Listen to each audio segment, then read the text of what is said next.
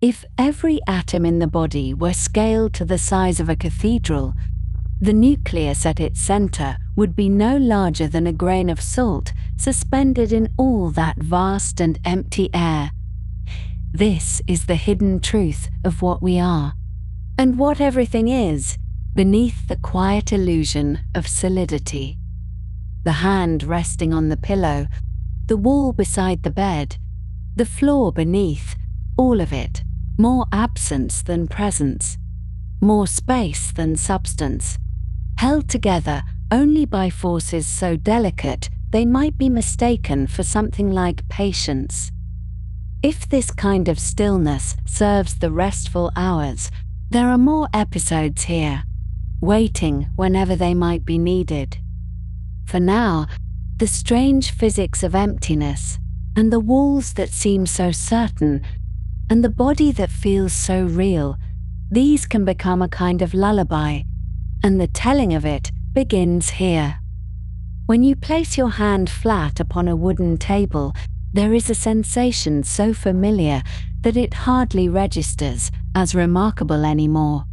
And yet, if you pause for just a moment, you will notice that your palm meets something that refuses to yield, something that pushes back against you with what feels like absolute certainty. And this experience of touching solid things is perhaps the most constant and reassuring feature of being alive in a physical world.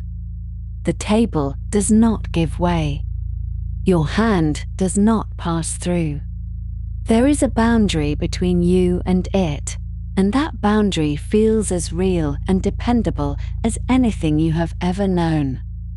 You might run your fingers slowly across the grain of the wood and feel the tiny ridges where the tree once grew in rings of summer and winter.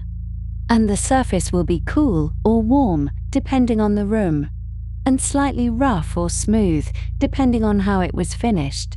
But in every case, it will be undeniably there, present, solid, waiting for you to set down a cup of tea or rest your elbow, or simply notice that the world is made of things that stay where you put them.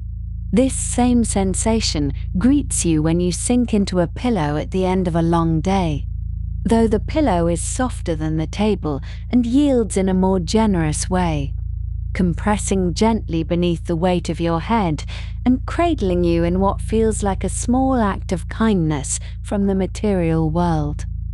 The pillow is filled with feathers or foam or some synthetic fiber, and each of these substances has its own particular quality of softness.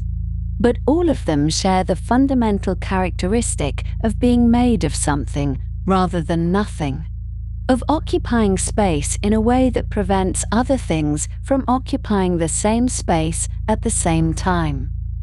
When you press your cheek into the cool cotton of the pillowcase, there is a meeting of surfaces, isn't? A contact between the matter of your face and the matter of the fabric. And this contact feels so natural and obvious that you might never think to question how it actually works or what is really happening in that tiny gap where you end and the pillow begins. The walls of your room are solid. The floor beneath your bed is solid. The glass in the window is solid, even though you can see through it. And the water in the glass on your nightstand is solid enough in its own liquid way that it stays in the glass rather than drifting off into the air. Everything around you confirms the same basic story, which is that the world is made of stuff. And stuff is the sort of thing that takes up room and has weight and resists your touch with varying degrees of firmness. And this has been true for every moment of your life and every moment of your parents' lives and their parents' lives, stretching back through all the generations of human beings who have ever reached out to touch a tree or a stone or another person's hand. For most of human history, this everyday experience of solidity was the beginning and the end of what anyone needed to know about the nature of matter. and the few philosophers who thought more deeply about it generally concluded that solid things were solid because they were made of smaller solid things, which was a perfectly reasonable assumption given the evidence available.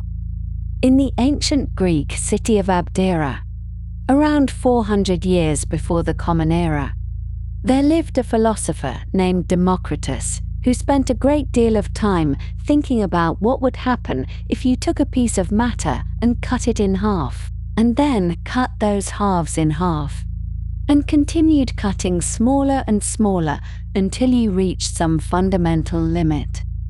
Democritus concluded that eventually you would arrive at pieces so small that they could not be divided any further, and he called these ultimate pieces atomos, which in Greek means uncuttable or indivisible. And this was a remarkably clever idea for someone who had no microscopes or laboratories or any way to test his theory except through the pure exercise of reason. The atoms of Democritus were imagined as tiny solid particles, much too small to see, but otherwise similar in their basic nature to the visible objects they composed, like very small pebbles that combined in various arrangements to form rocks and water and air and flesh and everything else in the world. This picture of reality was intuitive and satisfying, because it preserved the solidity that everyone could feel while explaining how that solidity might arise from the combination of even smaller solids. And although other Greek philosophers proposed different theories, the atomic idea planted a seed that would eventually grow into modern science after lying dormant for nearly 2,000 years. When the English chemist John Dalton revived atomic theory in 1803, he did so with the careful methods of experimental science rather than pure philosophical speculation, and his atoms were much more precisely defined than those of Democritus, with specific weights and combining ratios that could be measured in the laboratory. Dalton imagined atoms as tiny spheres, rather like miniature billiard balls, each type of element having its own characteristic size and mass, and when these spherical atoms combined to form compounds, they did so in simple whole number ratios that reflected the geometry of spheres packing together. A water molecule was made of hydrogen atoms and oxygen atoms joined in a fixed proportion. A grain of salt contained sodium and chlorine in equal numbers. The chemical world suddenly made sense as a world of countable, weighable, fundamentally solid little objects that followed rules as predictable as the rules governing the balls on a billiard table. This vision of atoms as tiny billiard balls was enormously successful in explaining chemical reactions and the behavior of gases. And for most of the 19th century, it served as the foundation of scientific understanding of matter, alongside the equally successful physics of Isaac Newton, which described how solid objects moved through space under the influence of forces. The Newtonian worldview was a comfortable and reassuring place, a universe of billiard balls at every scale, from the atoms too small to see to the planets too large to comprehend, all of them obeying the same mathematical laws, all of them solid and definite and precisely located at each moment in time. When you pushed a cricket ball with your hand, the atoms of your hand collided with the atoms of the ball in a cascade of tiny impacts that added up to a macroscopic shove, and the ball sailed through the air following a graceful parabola that Newton's equations could predict with beautiful accuracy. Victorian scientists refined and elaborated this picture in many ingenious ways. sometimes imagining atoms as tiny solar systems with smaller particles orbiting around central masses. And this miniature astronomy of the very small seemed to echo the grand astronomy of the very large, in a way that suggested the universe was built on a single, elegant principle of spheres moving around spheres at every level of scale.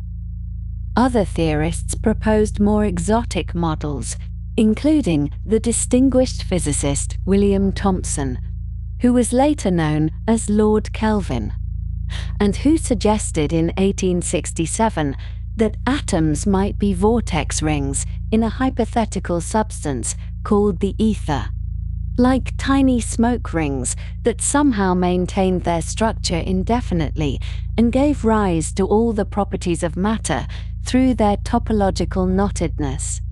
The vortex atom theory was mathematically elegant and attracted serious attention for several decades. But it shared with all the other Victorian theories the fundamental assumption that atoms were things, objects with definite boundaries and locations, tiny pieces of solid reality that explained the larger solid reality we experience with our hands and eyes.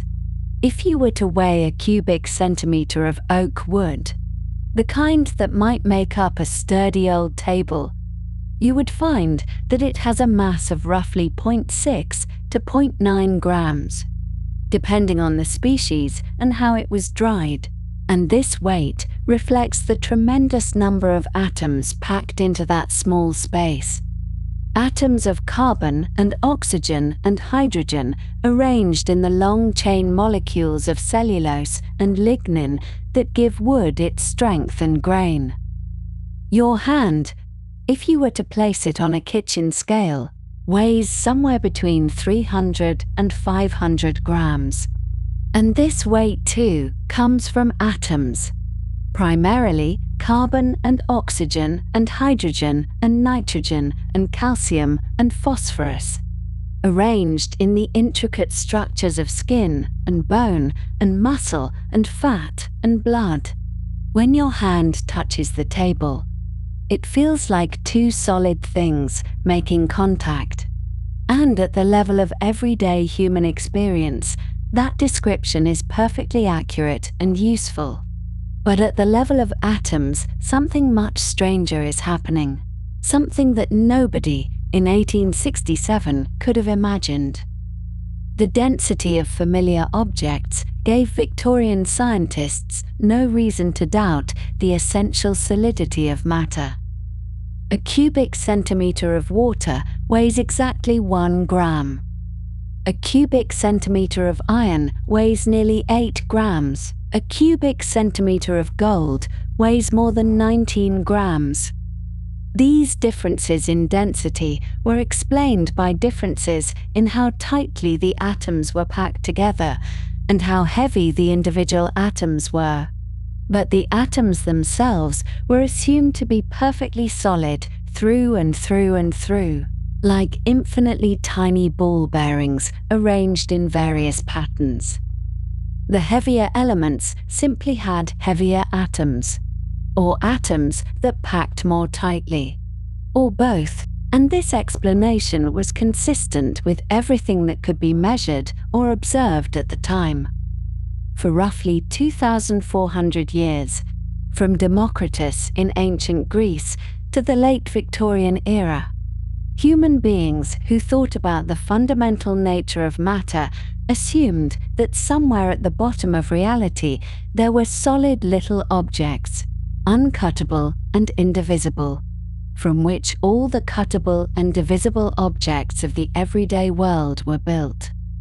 This assumption was not arbitrary or foolish, for it followed naturally from the evidence of the senses, which told everyone who paid attention that solid things were solid and that dividing something into parts eventually had to stop. The atoms might be too small to see, but they were still imagined as very small versions of the things we could see, differing in scale but not in fundamental nature. And this picture of reality was so intuitive and so successful at explaining chemical phenomena that it seemed like it would last forever. But pictures of reality do not last forever.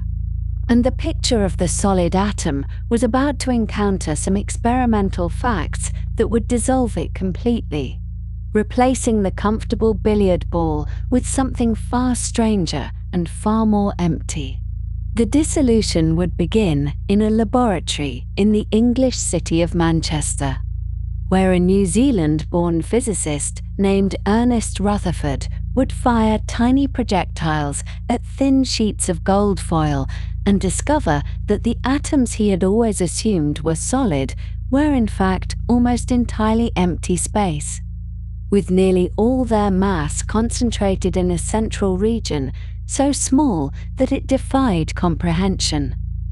The solid world that you feel when you touch a wooden table would turn out to be a kind of illusion, a comfortable lie told by electromagnetic forces to your nerve endings. And the truth behind that lie would be one of the most profound and unsettling discoveries in the history of human knowledge.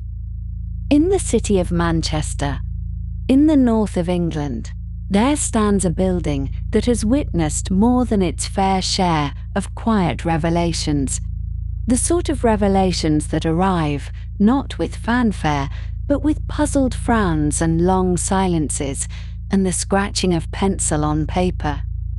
It was in this building, some decades earlier, that James Prescott Joule had conducted his patient experiments on the nature of heat, carefully measuring the warming of water as paddles churned through it, establishing the foundations of thermodynamics with the same unhurried precision that characterizes all lasting science. And it was in this same building, in the years between 1909 and 1911, that Ernest Rutherford and his small team of researchers would discover something so unexpected about the nature of matter that Rutherford himself could scarcely believe what the evidence was telling him, even as the data accumulated night after night in a darkened basement laboratory. Rutherford was a New Zealander by birth, a large and energetic man with a booming voice that seemed at odds with the delicate nature of the experiments he oversaw, though his mind possessed a gentleness and patience that his manner sometimes concealed. He had come to Manchester in 1907 to take up a professorships, bringing with him a profound curiosity about the inner workings of the atom and a willingness to let his younger colleagues pursue lines of inquiry that might seem, at first glance, to lead nowhere in particular. It was this willingness, this openness to the unexpected, that would prove so consequential in the years that followed. For the experiment that would reveal the true structure of the atom began almost as an afterthought, a training exercise for a young researcher who needed something useful to do. The young researcher in question was Ernest Marsden, a student barely 20 years old, and his supervisor was Hans Geiger, a German physicist who had already spent considerable time working alongside Rutherford on various investigations of radioactivity. Geiger was meticulous and methodical, exactly the sort of person one would want, counting tiny flashes of light in a darkened room for hours on end. And Marsden proved to be similarly patient, similarly willing to undertake the tedious work that real science so often requires. Together, under Rutherford's guidance, they would perform an experiment that seemed straightforward enough at the outset, but would ultimately overturn everything physicists thought they knew about the fundamental structure of matter. The apparatus they assembled was elegant in its simplicity, though demanding in its execution. At the heart of the setup was a small quantity of radon gas, which is produced naturally by the radioactive decay of radium and which itself decays by emitting alpha particles, those tiny bundles of 2 protons and 2 neutrons that stream outward from unstable nuclei like minute projectiles. These alpha particles traveled at tremendous speeds, roughly 15,000 kilometers per second, and possessed considerable energy for such small things, making them useful probes for investigating the structure of matter. Rutherford had been working with alpha particles for years and understood their properties intimately, which is why he chose them for this particular investigation. The alpha particles were directed toward a thin piece of gold foil, and when we say thin, we must appreciate just how remarkably thin this foil actually was. It measured approximately 0.00004 centimeters in thickness, which is to say 4/10,000ths of a millimeter, a film of gold so delicate that light could pass through it, giving it a faint greenish translucence. Gold was chosen precisely because it could be beaten into such extraordinary thinness without tearing, a property that goldsmiths had exploited for centuries in the creation of gilt decorations and illuminated manuscripts. But even at this almost inconceivable thinness, the foil still contained thousands of atoms stacked one atop another, thousands of opportunities for the alpha particles to interact with whatever structure atoms might possess. Surrounding the gold foil was a screen coated with zinc sulfide, a substance that produces a tiny flash of light, a scintillation, whenever it is struck by an alpha particle. These flashes are exceedingly faint, visible only to eyes that have been fully adapted to complete darkness. And so, Geiger and Marsden would sit in their basement laboratory for long periods, sometimes half an hour or more, waiting in perfect blackness for their eyes to achieve the sensitivity necessary to detect the scintillations. Only then would they begin their observations, peering through a microscope at the zinc sulfide screen, counting each tiny flash and recording its position with painstaking care. It was exhausting work, demanding fierce concentration sustained over many hours, and the strain on their eyes and their patience must have been considerable.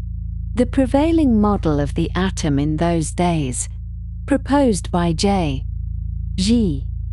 Thomson, who had discovered the electron some years earlier, imagined the atom as something like a plum pudding, a diffuse sphere of positive charge with negatively charged electrons embedded throughout it like raisins in a dessert. According to this model, alpha particles fired at gold foil should pass through with only minor deflections, their paths bent slightly by the distributed positive charge, but never dramatically altered. The atom, in Thomson's conception, was a soft and yielding thing, and projectiles passing through it should emerge somewhat scattered but fundamentally unchanged in their direction of travel. This is precisely what Geiger and Marsden observed in the vast majority of cases. Alpha particles streaming through the gold foil and producing scintillations on the screen positioned behind it, exactly as Thomson's model predicted. But then, something strange began to appear in the data.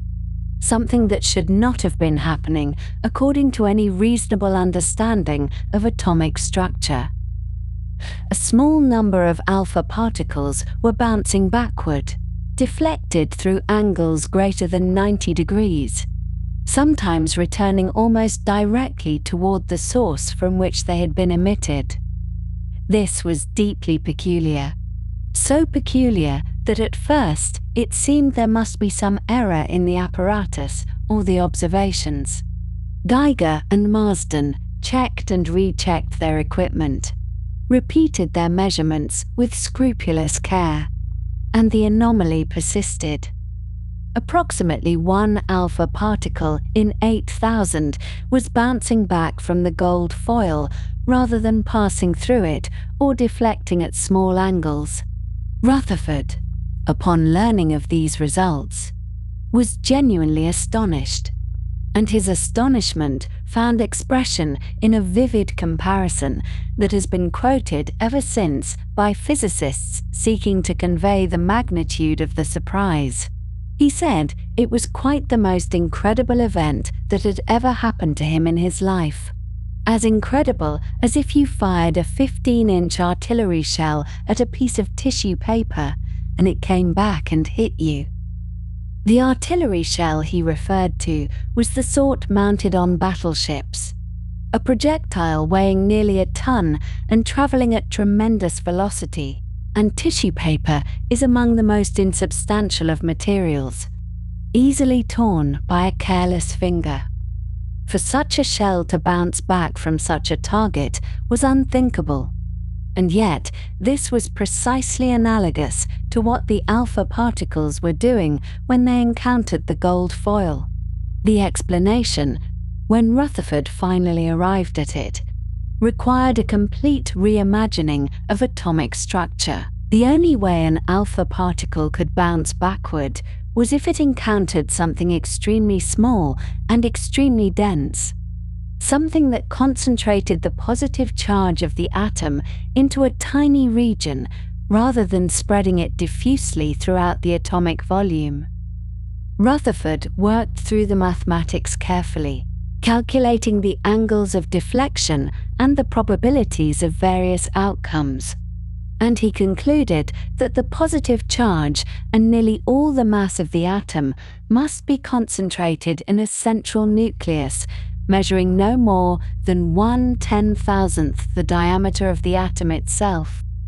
The rest of the atom, the overwhelming majority of its volume, was simply empty space, void. Nothing at all except the wispy presence of orbiting electrons far too small and light to significantly deflect an alpha particle. To appreciate just how empty this makes the atom, consider a comparison that has become standard in physics teaching, though its familiarity should not diminish its capacity to astonish. If an atom were enlarged to the size of a great cathedral, one of those soaring medieval structures whose naves stretch hundreds of feet from entrance to altar, then the nucleus at its center would be no larger than a common housefly buzzing somewhere near the middle of that vast enclosed space. The electrons would be smaller still, mere specks too tiny to see, circling in the distant reaches of the transept and the apse. Between the fly and those distant specks, there would be nothing. Only air, only emptiness, only the cathedral itself. And yet, this emptiness would constitute the atom, would be the atom, just as much as the tiny concentrated presence at its center. Rutherford announced his conclusions on the 7th of March in 1911, presenting his nuclear model of the atom to the Manchester Literary and Philosophical Society, the same learned society before which Joule had presented his own revolutionary findings on heat so many decades before. The room was quiet as Rutherford spoke. His voice perhaps somewhat softer than usual as he described findings that even he found difficult to fully accept, findings that transformed the atom from a substantial thing into something more like a whisper, a suggestion, a vast emptiness with a speck of matter lost somewhere within it. The physicists and chemists and curious amateurs who had gathered to hear him could not have fully appreciated, in that moment, how thoroughly this new understanding would reshape their conception of the material world. For what Rutherford's experiment revealed, And what Geiger and Marsden's patient counting of scintillations had demonstrated beyond reasonable doubt was that the solid world we perceive around us, the floors beneath our feet and the chairs that support our weight and the walls that shelter us from the weather, is composed almost entirely of nothing at all. The atoms that make up these apparently solid objects are themselves mostly empty space, and even the nuclei at their centers, tiny as they are not truly solid in any familiar sense, but are themselves composed of still smaller particles with their own curious properties.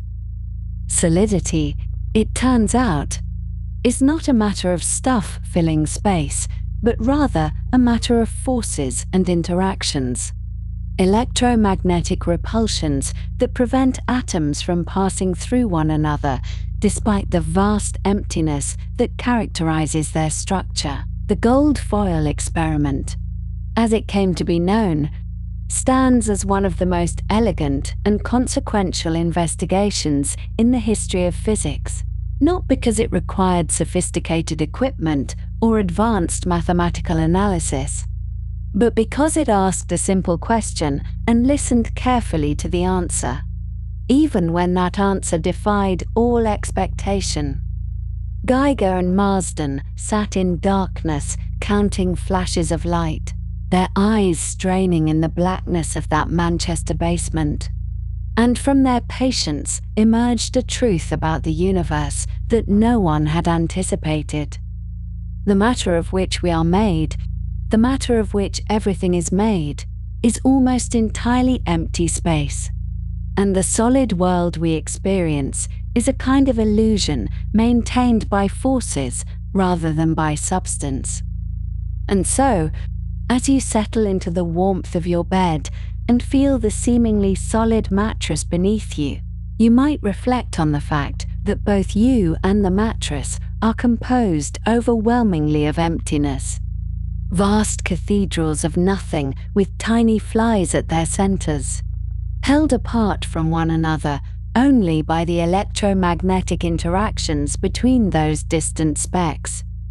The firmness you feel, the resistance of surface against surface, is not matter pressing against matter, but rather force fields interacting.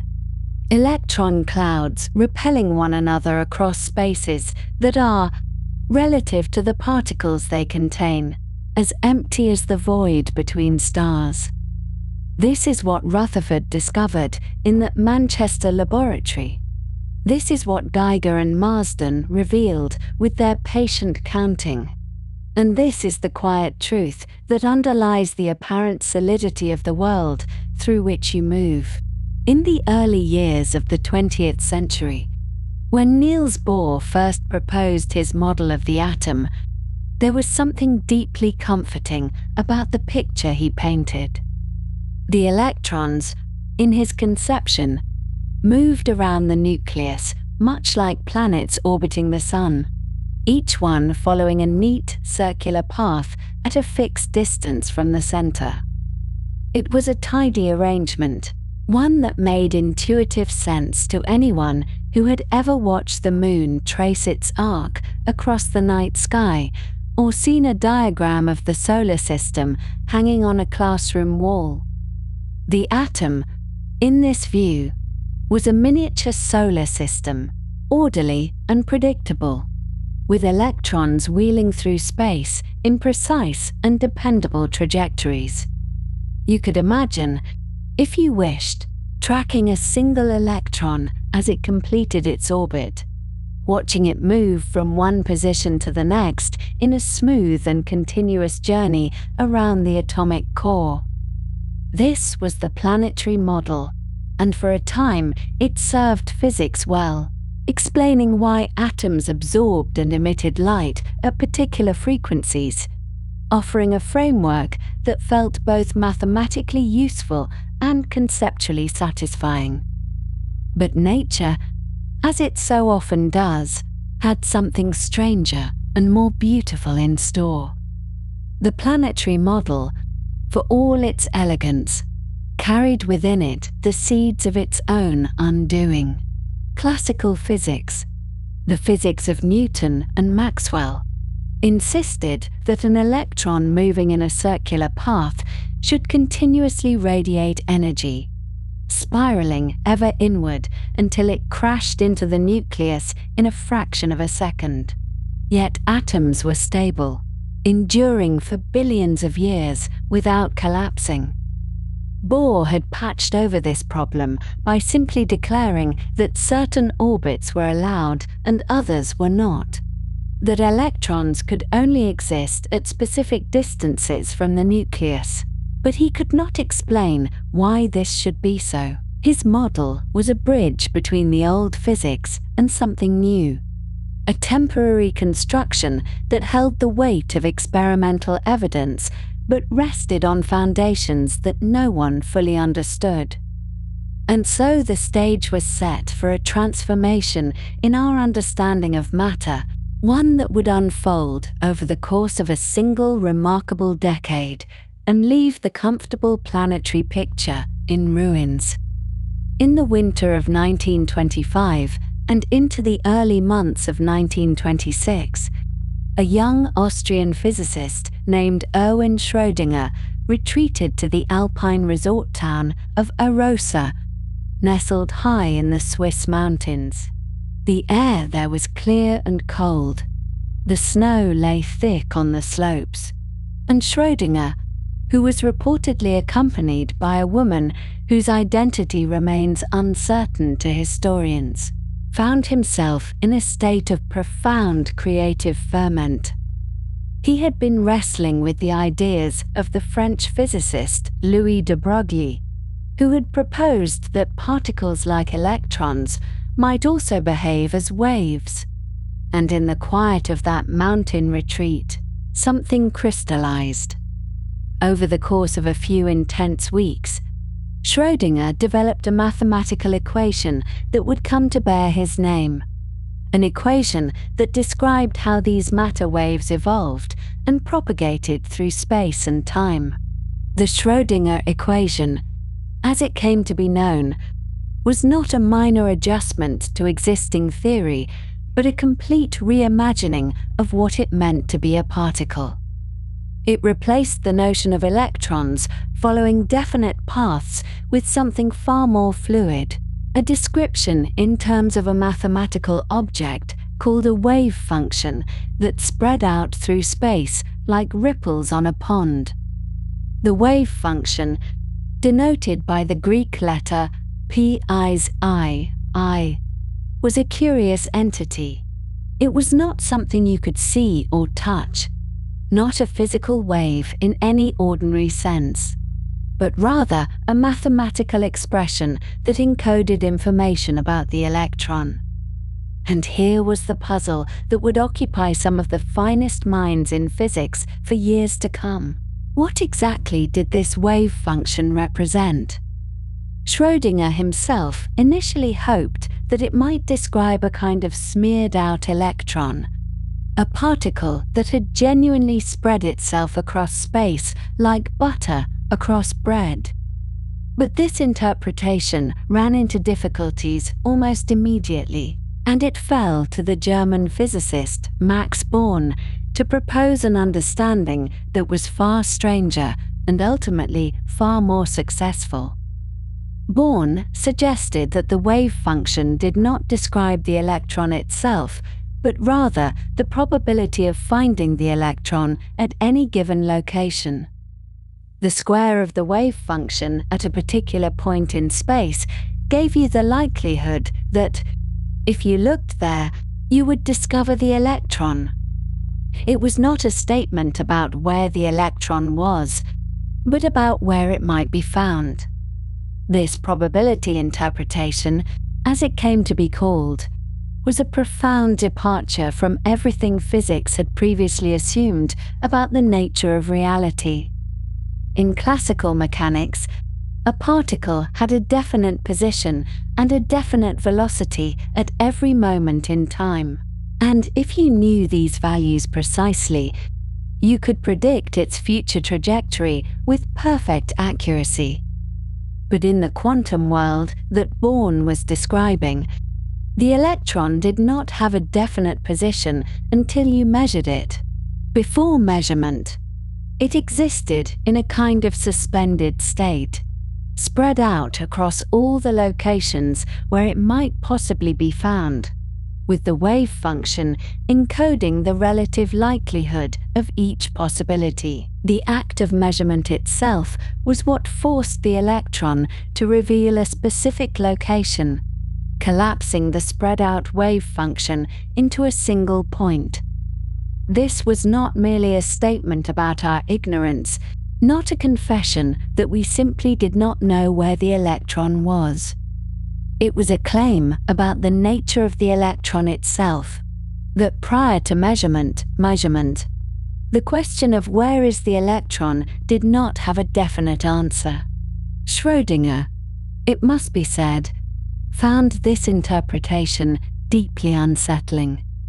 He had created the wave equation in the hope of restoring some sense of continuity and determinism to physics, of showing that particles were really waves that could be visualized and understood in intuitive terms. The probability interpretation stripped away this comfort, replacing the smooth evolution of a physical wave with the jarring discontinuity of collapse and the irreducible role of chance.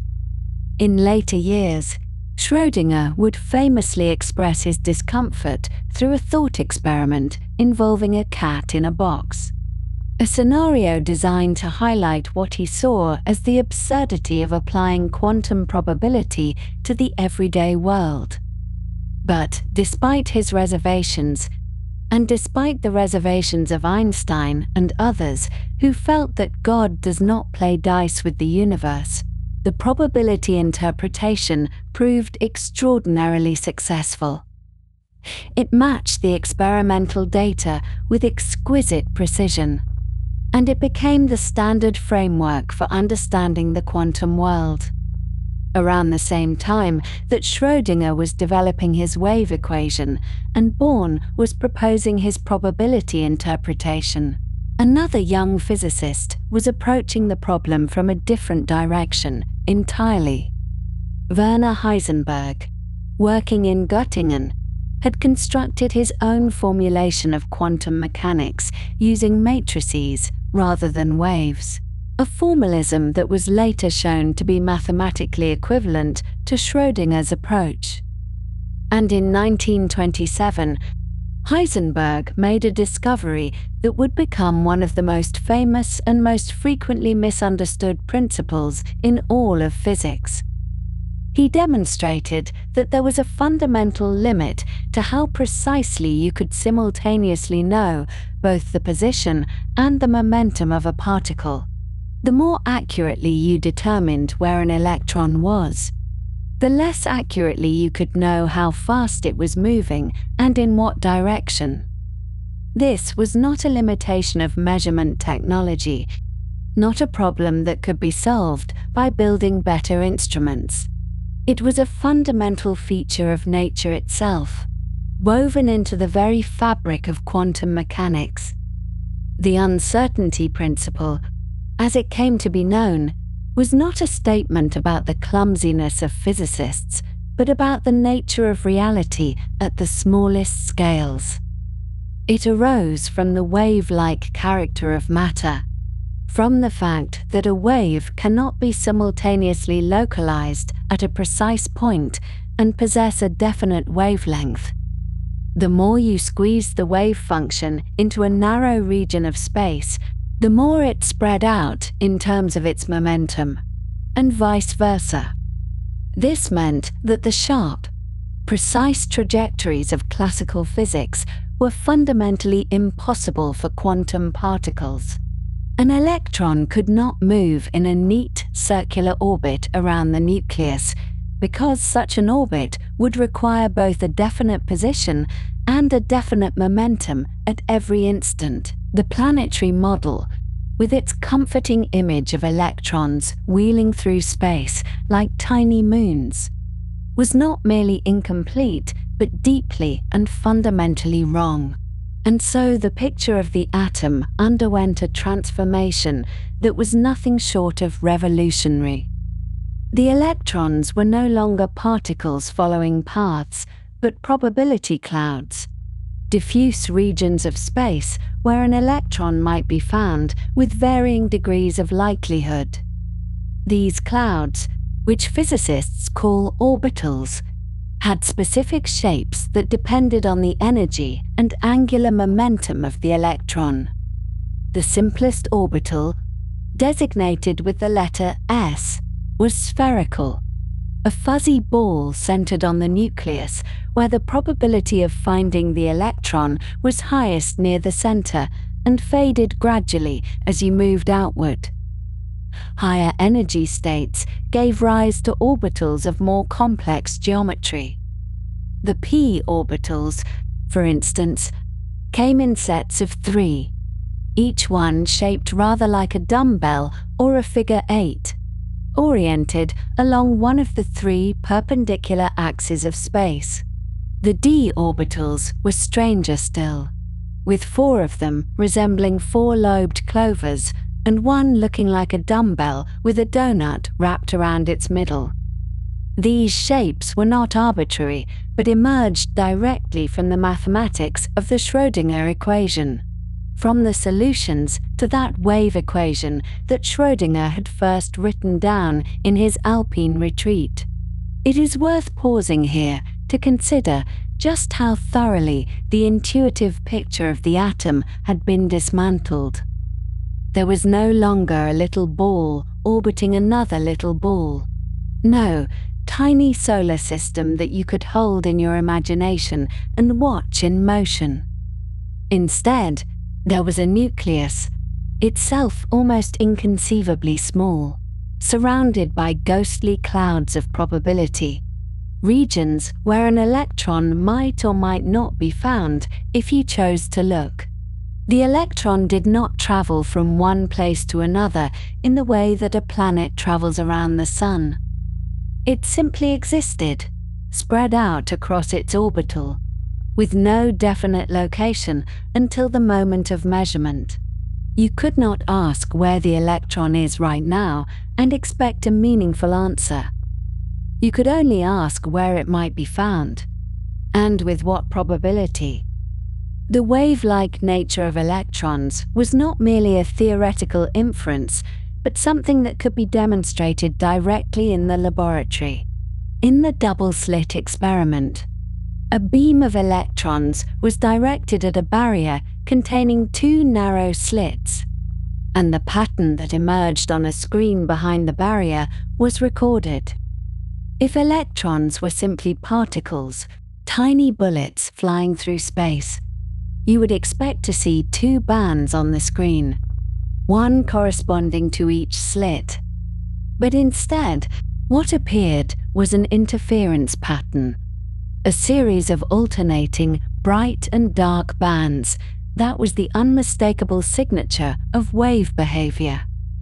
The electrons were interfering with themselves, their probability waves passing through both slits simultaneously and combining on the other side in a pattern of constructive and destructive interference. Even when the electrons were sent through one at a time, so slowly that only a single electron was in flight at any moment, the interference pattern still built up over many repetitions. Each electron, somehow, passed through both slits at once, interfering with itself before arriving at a single point on the screen. This was the world that quantum mechanics revealed. A world in which particles were not particles in any classical sense, but probability waves, spread out and superposed and capable of interfering with themselves. The solid, dependable electron of the planetary model had become a ghost, a mathematical phantom that existed everywhere in its orbital simultaneously until the act of measurement forced it to declare itself. And because the electron was the very thing that gave atoms their size, that filled the space around the nucleus and determined how atoms interacted with one another and with light. This meant that the atom itself had become ghostly. It was no longer a miniature billiard ball or a tiny solar system, but a probability cloud, a diffuse haze of mathematical possibility centered on a nucleus so small that it occupied almost no space at all. The solid world, the world of tables and chairs and your own resting body, was built from atoms that were themselves mostly empty, mostly nothing, just clouds of probability hovering in the void.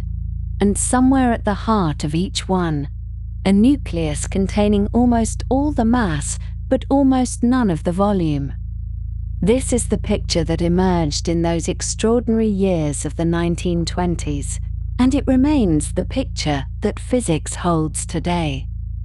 And so we come now to consider the body, your body, the one that is resting wherever you happen to be, perhaps beneath a blanket, perhaps with a pillow arranged just so, the body that feels so undeniably solid and present and real.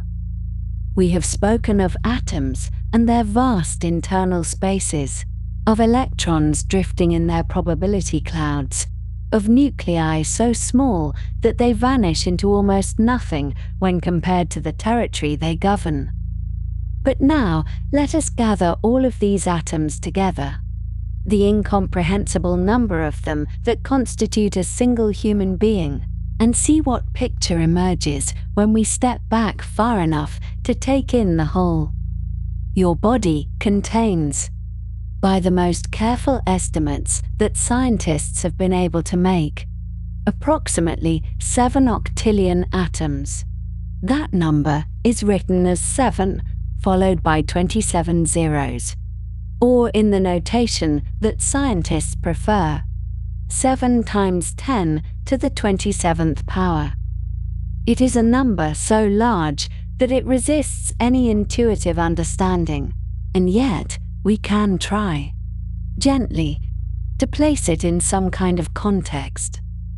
If you were to count 1 atom per second, which is already an absurd proposition given that atoms are far too small to count individually, you would need to count for longer than the universe has existed, and then longer still, and then continue counting for many more universe lifetimes after that.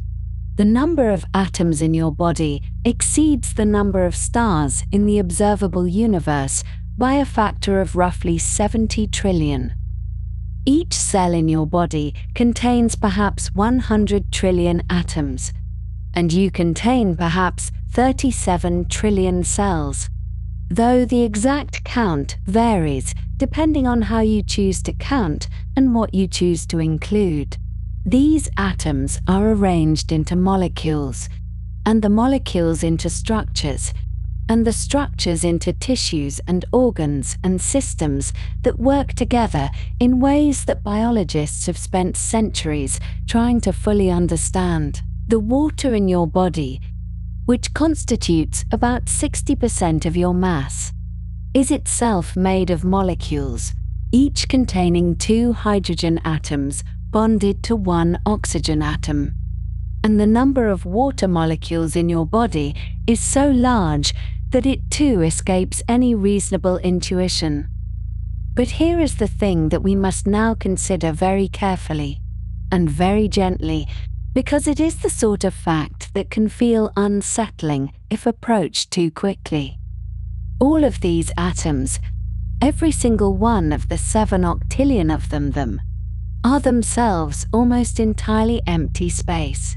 We established earlier that if an atom were scaled up so that its nucleus were the size of a marble, the electrons would be found somewhere in the region of a large sports stadium or perhaps a cathedral, with nothing but emptiness in between. This is not a metaphor or an approximation. It is a straightforward description of atomic structure. And since your body is made entirely of atoms, and since every atom is made almost entirely of nothing, It follows that your body, too, is made almost entirely of nothing. The precise figure, if we are being careful about it, is that your body is approximately 99.99999% empty space. That is 99%, followed by 7 nines after the decimal point. The amount of actual matter in your body, the quarks and electrons that have what we might call physical presence, occupies a vanishingly small fraction of the space that your body seems to fill. This leads to a calculation that has been performed many times by physicists and science communicators. And the result is always striking enough to be worth considering carefully. If you were to take all 8 billion human beings currently alive on Earth, every person on every continent and in every city and village and remote outpost, and if you were to somehow remove all the empty space from all the atoms in all of their bodies, compressing the actual matter down until there were no gaps remaining, the result would be a quantity of matter so small that it would fit in a space far tinier than you might expect. Some popular accounts say it would fit in a sugar cube, and this is roughly correct in order of magnitude. Though, if you perform the calculation more carefully, the result is something closer to the size of a large apple, perhaps 8 or 9 centimeters across. All of humanity, all 8 billion unique individuals with their hopes and memories and the particular way they like their tea, compressed into something you could hold in one hand. This is not a thought experiment or a piece of fanciful speculation. It follows directly from what we know about atomic structure and the density of nuclear matter. And we have, in fact, observed objects in the universe where matter has been compressed in precisely this way. They are called neutron stars, and they are the collapsed remnants of massive stars that have exhausted their nuclear fuel and undergone catastrophic gravitational collapse. In a neutron star, the immense gravitational pressure has squeezed the atoms so forcefully that the electrons have been pushed into the protons, converting them into neutrons, and the resulting matter is compressed to nuclear densities. A single teaspoon of neutron star material, if you could somehow transport it to Earth, would weigh approximately 6 billion tons. That is roughly the weight of a small mountain. Concentrated into a volume you could stir into a cup of tea, though of course you could not stir it because it would fall through the cup and through the table and through the floor and continue falling until it reached the center of the Earth.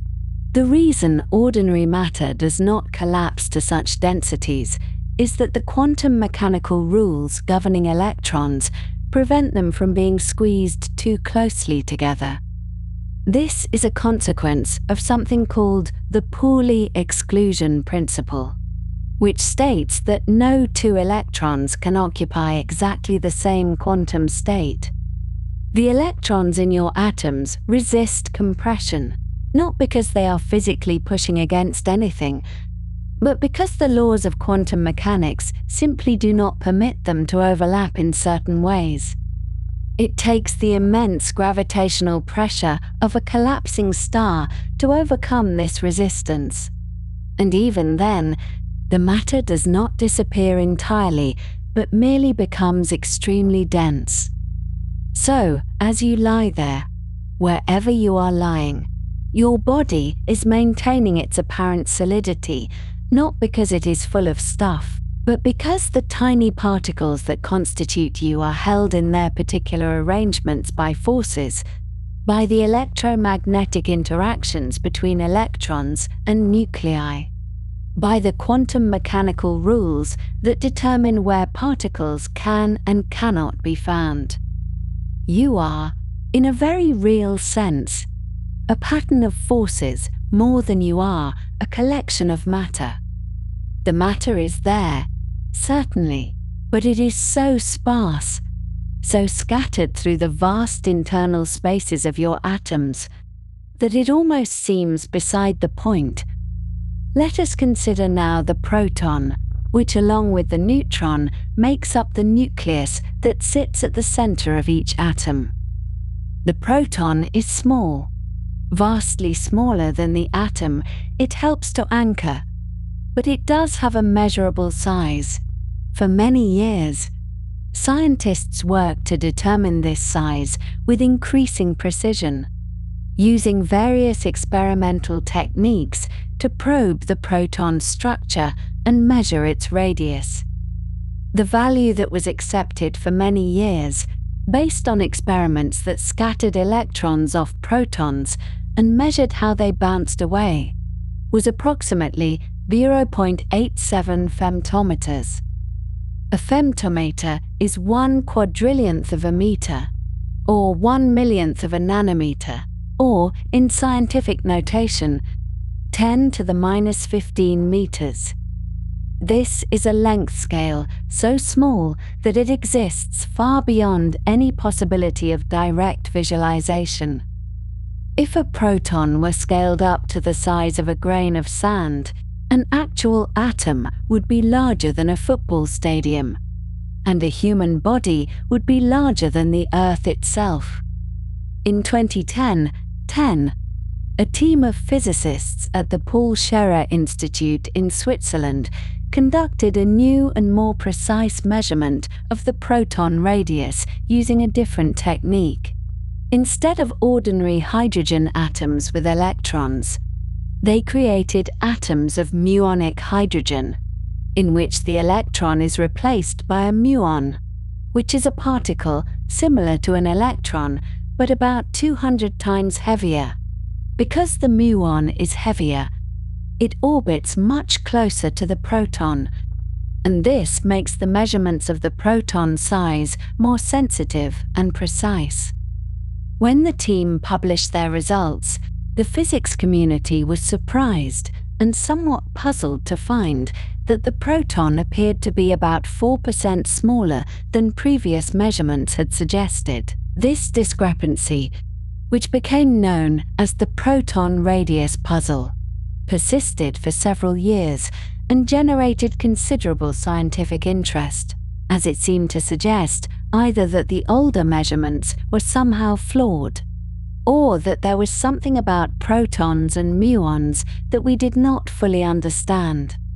Further experiments have since been conducted with increasingly sophisticated techniques, and the current consensus is that the proton radius is indeed closer to the smaller value, around 0.84 femtometers, and that the earlier electron-based measurements were likely affected by subtle experimental uncertainties.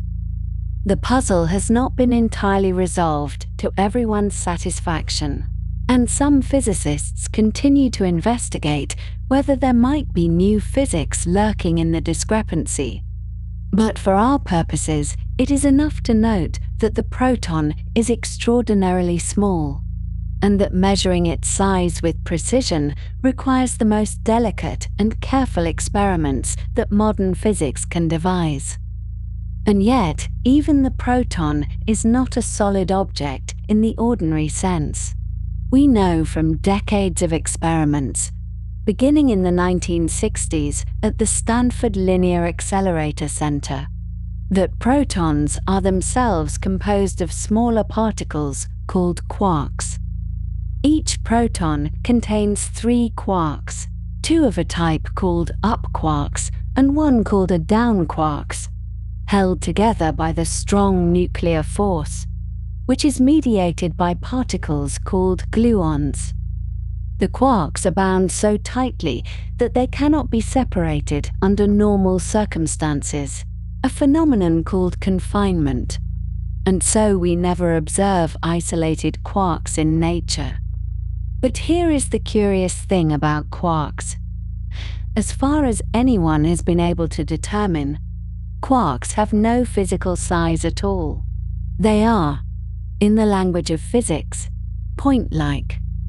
This does not mean they are infinitely small in any metaphysical sense, but simply that all experiments designed to measure their size have found no structure, no internal geography, no minimum dimension. If quarks have a size, it is smaller than anything we can currently detect, which means smaller than about 10 to the minus 18 meters. So the proton, small as it is itself mostly empty space. A tiny arena in which 3 point-like quarks dance about, exchanging gluons in a continuous and furious interaction that generates the proton's mass through the energy of motion rather than through any intrinsic heaviness of the quarks themselves. The quarks contribute only about 1% of the proton's mass. The rest comes from the energy of the gluon field and the kinetic energy of the quark's motion. Mass, it turns out, is not quite the simple concept we might have imagined. It is bound up with energy and interaction and the ceaseless quantum activity happening inside every proton and neutron in your body. And so we arrive at a picture that is both humbling and, perhaps, oddly reassuring. As you lie in your bed, or wherever you are resting, you are not a solid object in any meaningful sense.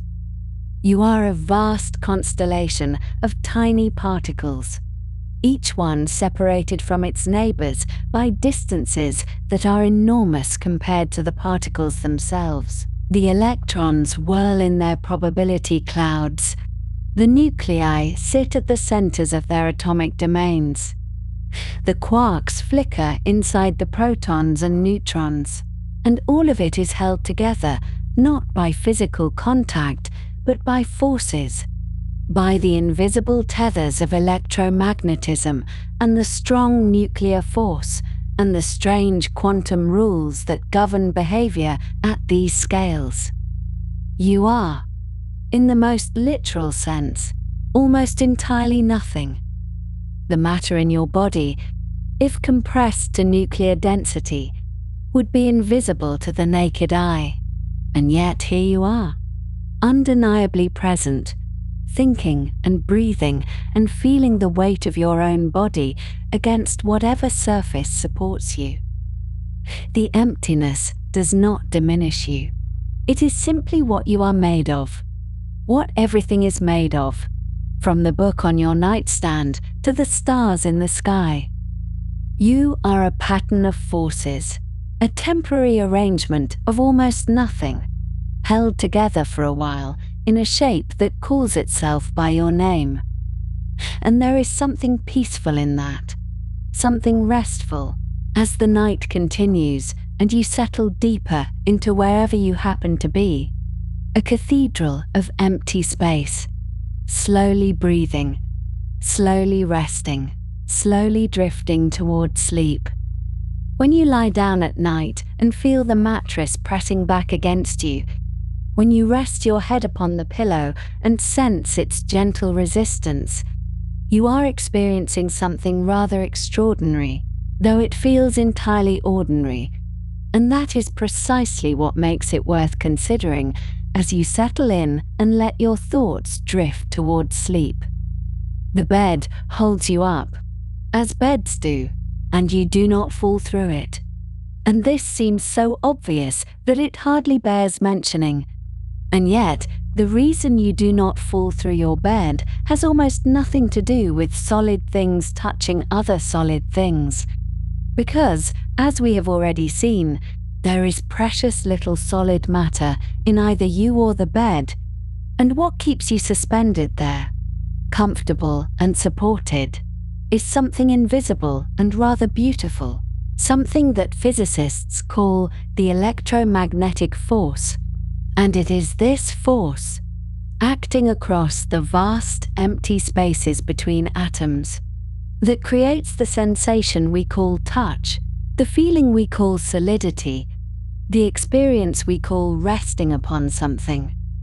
The electromagnetic force is one of the four fundamental forces of nature, and at the scales that matter for everyday life, it is by far the most important.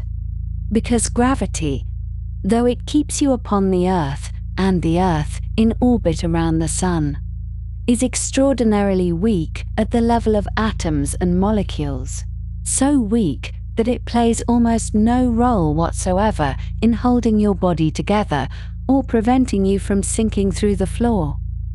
To give you a sense of how weak gravity is compared to the electromagnetic force, consider that at atomic scales, the electromagnetic force is approximately 10 to the power of 36 times stronger than gravity, which is to say that if you wrote out the number, it would be a 1 followed by 36 zeros.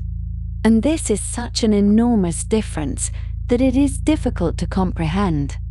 But it means that when two electrons repel each other, or when the electron clouds of two atoms push against one another, the gravitational attraction between those same particles is so utterly negligible that physicists simply ignore it, because it contributes nothing meaningful to the outcome. And so when you sit in a chair, or lie upon a bed, or place your hand upon a table, what you are feeling is not matter pressing against matter in any direct sense, but rather electromagnetic fields interacting with one another.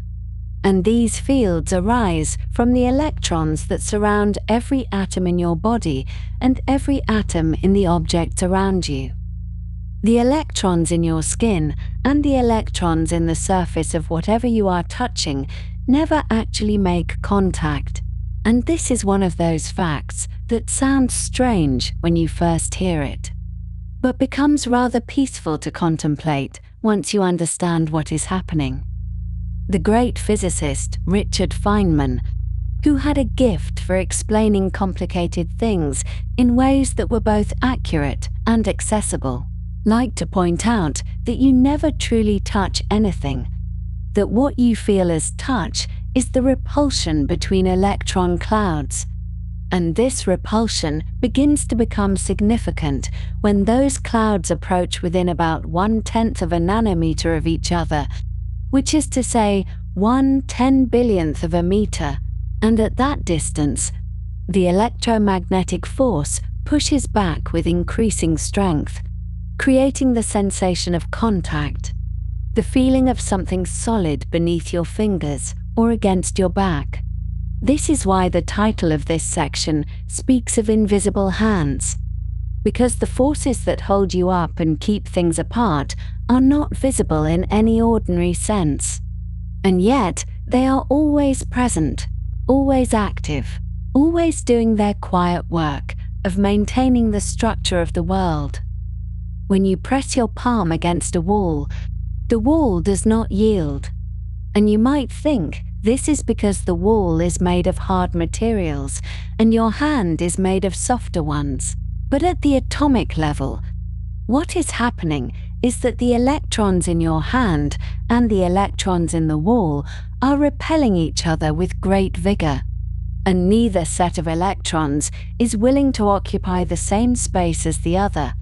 And this mutual reluctance, this electromagnetic standoff, is what creates the sensation of resistance, the feeling that the wall is solid and impenetrable. Now, to understand why this repulsion is so effective, why electrons are so insistent upon keeping their distance from one another, we must turn to a principle discovered in 1925 by the Austrian physicist Wolfgang Pauli. And this principle, which bears his name, is one of the most important ideas in all of physics, though it is not as famous among the general public as it deserves to be. Pauli was a brilliant and rather demanding man, known for his sharp wit and his intolerance of sloppy thinking. And when he proposed his exclusion principle, He was trying to explain certain patterns in the behavior of electrons within atoms, patterns that could not be accounted for by the physics of the time. What Pauli realized was that no two electrons can ever occupy the same quantum state, which is a somewhat technical way of saying that electrons are fundamentally unwilling to be identical in every respect, that each electron in an atom must differ from every other electron in at least one of its quantum properties, such as its energy level or its spin. This might sound like an abstract mathematical rule, and in some sense it is, but its consequences are profound and far-reaching, because the Pauli exclusion principle is what gives matter its structure, what prevents atoms from collapsing into tiny points, what makes chemistry possible, and what ultimately allows you to exist as a large and complicated arrangement of atoms that does not simply implode under the influence of electromagnetic attraction. Without the exclusion principle, the electrons in an atom would all fall into the lowest energy state, crowding together near the nucleus, and atoms would become impossibly small and dense, and the rich variety of chemical elements and compounds that make up the world would not exist. And neither would you, and neither would the bed you are lying on, and the universe would be a very different and much less interesting place. For many years after Pauli proposed his principle, physicists accepted it as a fundamental rule of quantum mechanics, but they did not have a rigorous mathematical proof that it was truly necessary for the stability of matter, that without it, ordinary matter would indeed be unstable. This proof came in 1967, when two physicists named Freeman Dyson and Andrew Leonard published a paper demonstrating that the stability of matter, the fact that matter does not collapse or explode but maintains its structure over time, depends crucially upon the Pauli exclusion principle. Their proof was mathematically demanding and ran to many pages, and it showed that if electrons did not obey the exclusion principle, if they were willing to pile into the same quantum state without limit, then the matter we know could not exist in a stable form, and the consequences would be catastrophic on every scale. Freeman Dyson, who was a remarkable physicist and mathematician with interests ranging from quantum electrodynamics to the search for extraterrestrial intelligence, later reflected on this work and noted that it revealed something important about the nature of the world, that the solidity and stability we take for granted are not inevitable features of reality, but depend upon specific rules governing the behavior of subatomic particles. And if those rules were different, everything would be different. This is a soothing thought in a way, because it means that the world has reasons for being the way it is, that the chair holding you up and the floor beneath the chair are obeying principles that can be understood and stated precisely. And there is something comforting about knowing that the universe operates according to rules that make sense, even if those rules are subtle and take some effort to appreciate. So when you feel the bed pushing back against you, what you are feeling is ultimately the result of countless electrons refusing to occupy the same quantum states as other electrons. And this refusal manifests as a repulsive force that grows stronger as atoms are pushed closer together. And this force is electromagnetic in nature, arising from the interactions between charged particles. And it is this force that creates the sensation of solidity, the experience of surfaces and textures, and the resistance of objects to being compressed or penetrated. The electromagnetic force acts through the exchange of particles called photons, which are the same particles that make up light. And this is a lovely connection when you think about it, because the force that allows you to see the world and the force that allows you to touch the world are fundamentally the same force, mediated by the same particles. And the warmth of sunlight on your skin and the firmness of the ground beneath your feet are both expressions of electromagnetism doing its work. If you place two magnets near each other with their like poles facing, you can feel them pushing apart. And no matter how hard you try, you cannot force them to occupy the same space. And this is the same force, the electromagnetic force, that operates between electron clouds when you try to push your hand through a table or when you lie down and the bed pushes back. The magnets make the force obvious and tangible. But the same thing is happening at a much smaller scale whenever any two objects come into contact. And the apparent solidity of everything around you is really just this magnetic-like repulsion writ small and multiplied by countless trillions of atoms, all doing the same thing at once. There is another phenomenon worth mentioning as you drift further into relaxation, and it is called the Casimir effect. And it was discovered in 1948 by the Dutch physicist Hendrik Casimir. This effect is subtle and requires careful experiments to observe.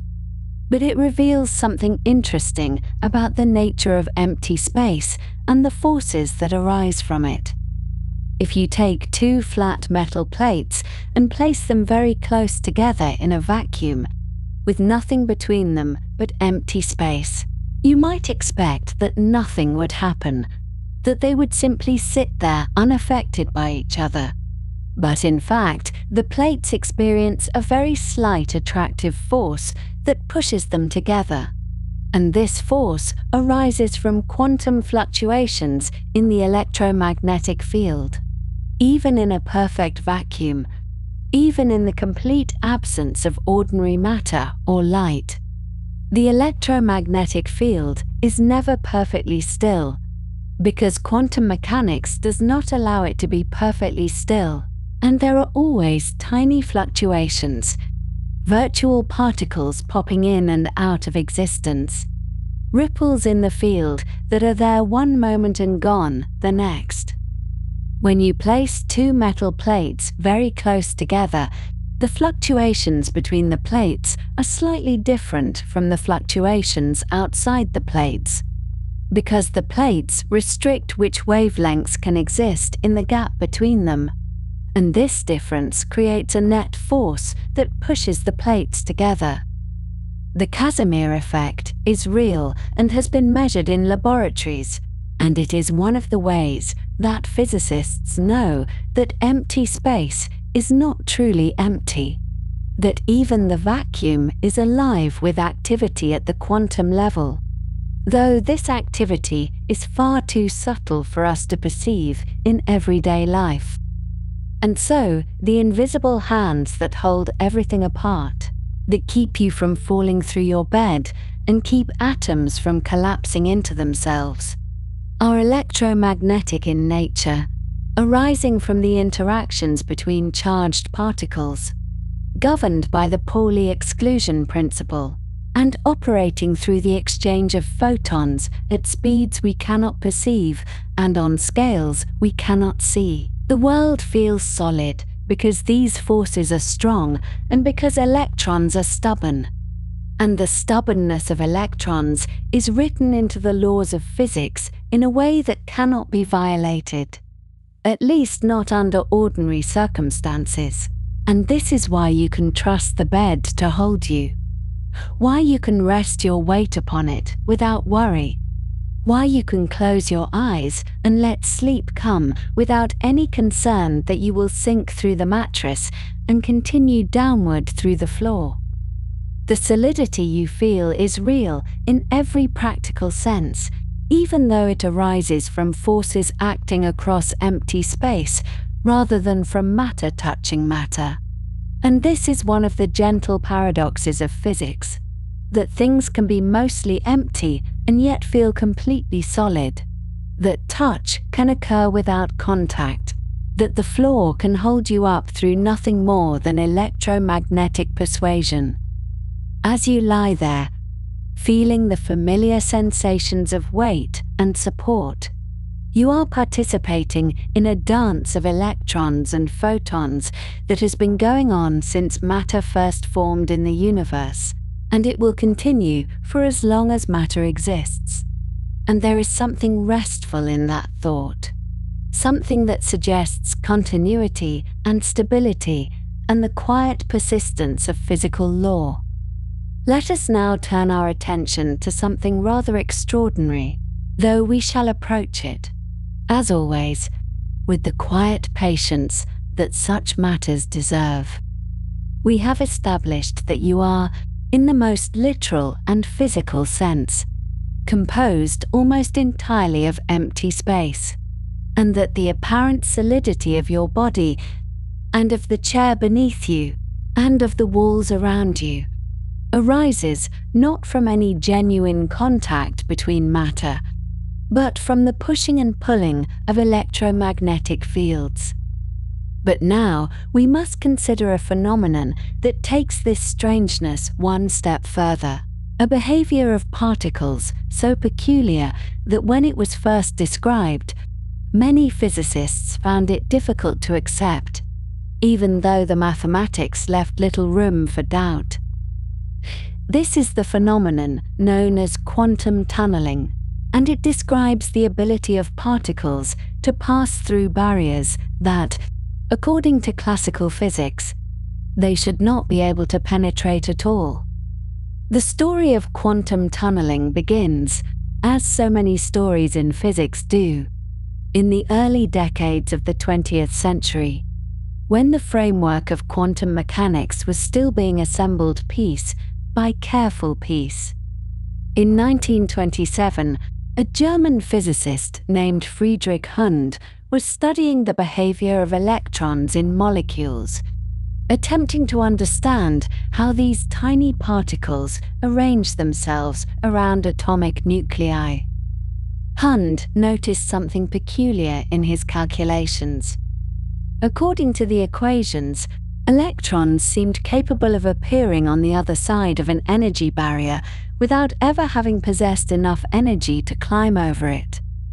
This was not a small discrepancy or a rounding error in the mathematics. The equations were quite clear. Particles could, under certain conditions, simply pass through barriers as though the barriers were not entirely there. Hund described this behavior in theoretical terms, laying the groundwork for what would become one of the most important concepts in quantum physics, though at the time, its full implications were not yet apparent. The following year, in 1928, a young physicist named George Gamow took Hund's theoretical insights and applied them to a problem that had been puzzling nuclear physicists for some time. Gamow was working at the University of Göttingen in Germany, which was, during those years, one of the great centers of theoretical physics in the world. The problem he tackled concerned alpha decay, the process by which certain unstable atomic nuclei emit alpha particles, which are essentially the nuclei of helium atoms, consisting of 2 protons and 2 neutrons bound together. The puzzle was this: alpha particles inside a nucleus are held in place by the strong nuclear force, and they are surrounded by an energy barrier created by the electromagnetic repulsion between the positively charged alpha particle and the positively charged remaining nucleus. According to classical physics, an alpha particle should not have nearly enough energy to escape this barrier. It should remain trapped inside the nucleus forever. And yet, alpha decay happens. Unstable nuclei do emit alpha particles, routinely and predictably. Gamow realized that quantum tunneling provided the explanation. The alpha particle did not need to climb over the barrier. Instead, there was a small but non-zero probability that it would simply tunnel through, appearing on the outside of the nucleus without ever having traversed the barrier in the classical sense. Gamow's application of tunneling to alpha decay was a triumph of the new quantum theory, demonstrating that these strange mathematical predictions corresponded to real physical processes that could be observed and measured. What makes tunneling so counterintuitive is that it seems to violate one of our most basic assumptions about how objects move through space. If you throw a ball at a wall, and the ball does not have enough energy to break through the wall, then the ball will bounce back. This is so obvious from everyday experience that it hardly seems worth stating. And yet, for particles governed by quantum mechanics, this is not strictly true. A particle approaching a barrier does not simply bounce back if it lacks sufficient energy. Instead, there is always some probability, however small, that the particle will appear on the other side. The particle does not go over the barrier. It does not go around the barrier. According to the mathematics, it passes through in a way that has no classical analog, a way that cannot be visualized using our ordinary intuitions about motion and trajectory. This phenomenon is not merely a theoretical curiosity. It has been harnessed for practical applications that you may encounter, in one form or another, without ever realizing that quantum tunneling is at work.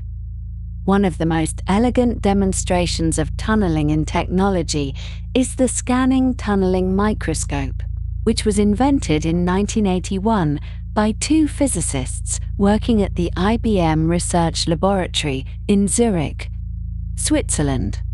Their names were Gerd Binnig and Heinrich Rohrer, and their invention would earn them the Nobel Prize in Physics in 1986.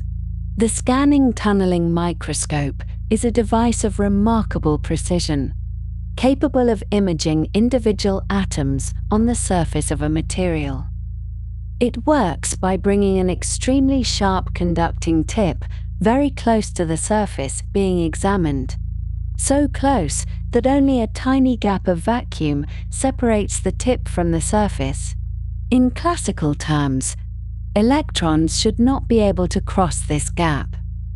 There is no conducting material to carry them, and they do not have enough energy to leap across the void. But because of quantum tunneling, electrons can and do pass through this vacuum gap, creating a small but measurable electric current.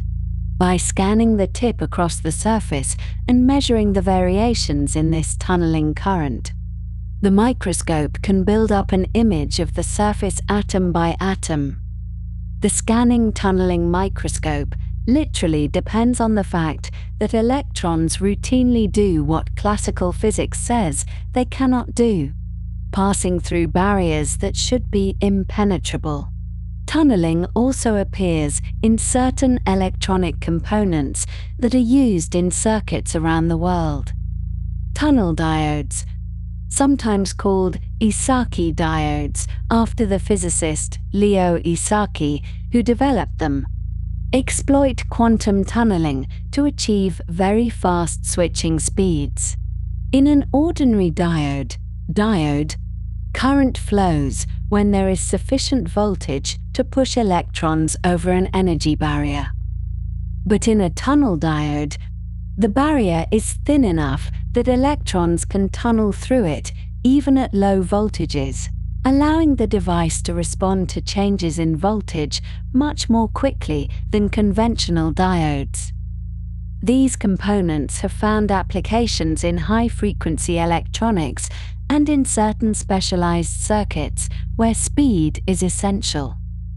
Perhaps the most profound example of tunneling in the natural world is one that affects us all, though we rarely think of it in quantum mechanical terms.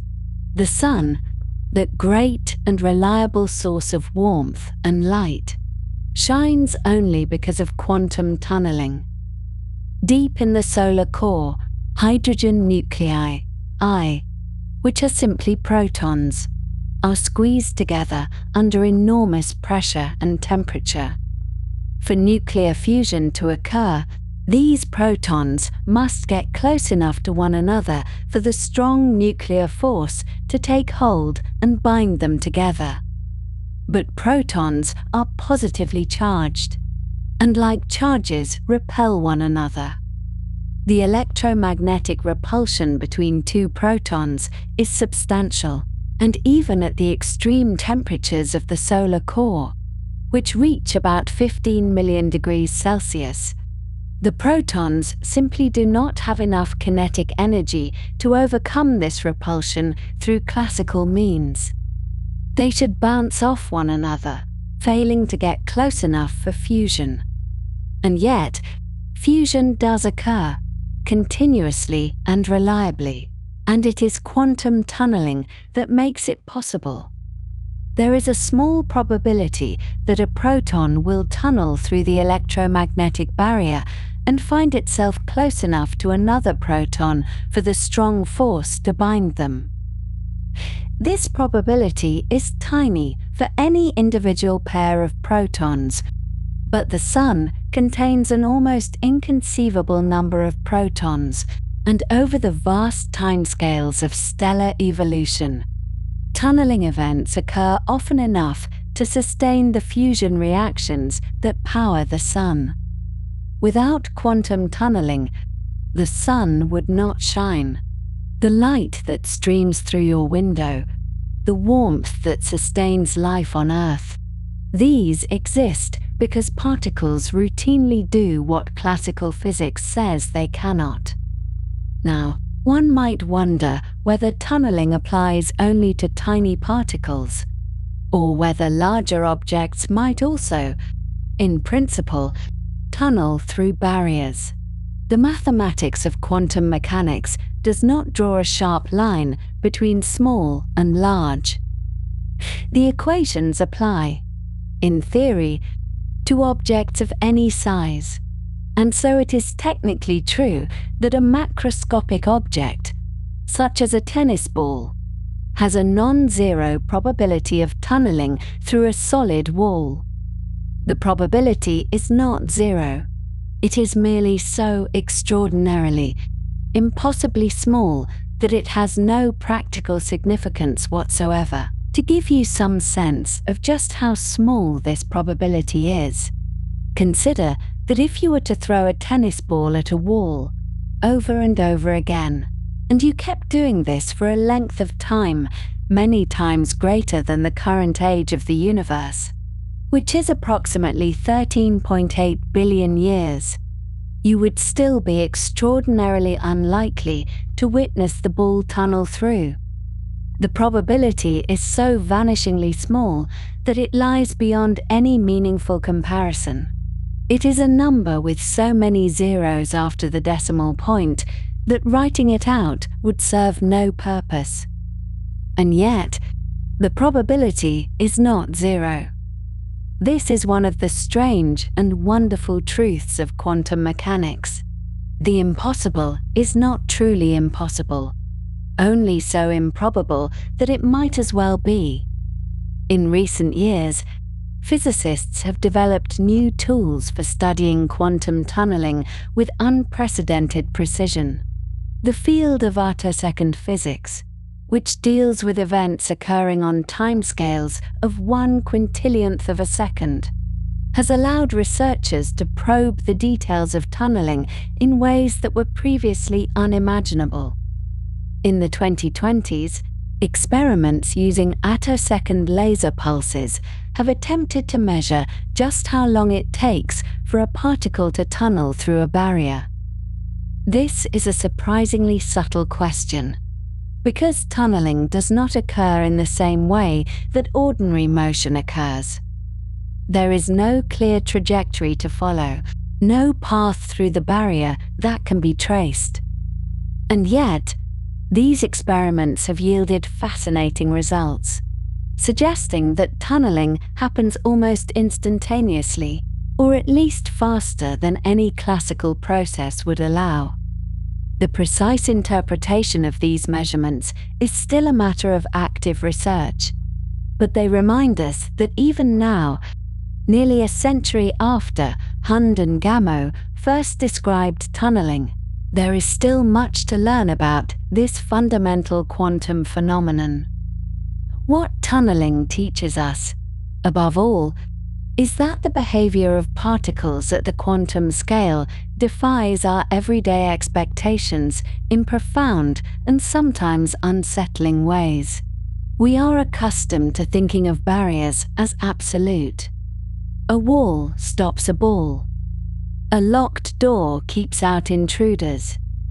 But at the level of electrons and protons and other quantum particles, barriers are not absolute. They are probabilistic. There is always some chance, however small, that a particle will appear on the other side. Particles routinely do what seems impossible, passing through barriers, appearing in places they have no classical right to be.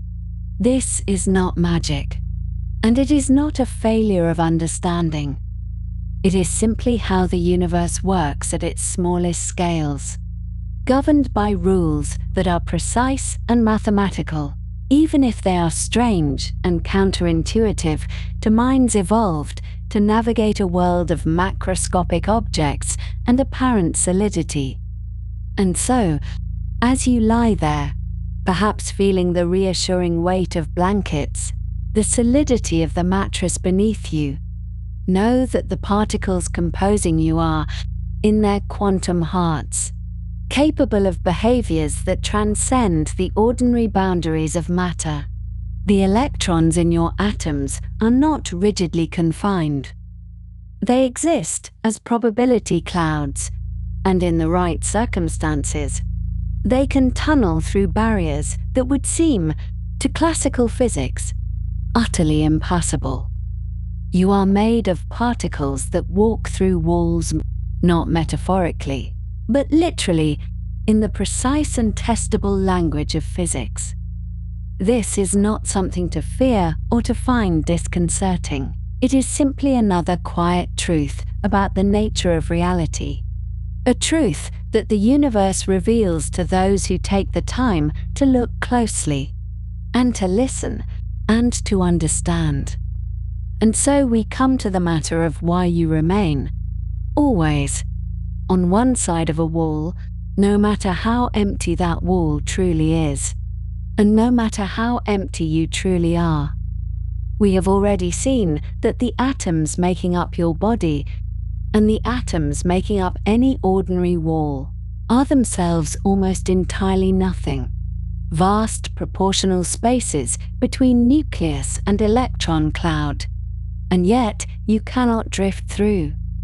You cannot ease yourself through solid matter the way a ghost might in an old story. The universe has rules about this, quiet and absolute rules that are written in the language of very small numbers. And these numbers, though they may seem arbitrary to us, are precisely the reason you exist at all, rather than passing formlessly through everything you encounter. The first of these numbers we should consider is Planck's constant, which appears in nearly every equation that describes the quantum world, the world of the very small. Its value is approximately 6.626 times 10 to the negative 34 joule seconds, which is, if you try to picture it, an almost inconceivably tiny quantity.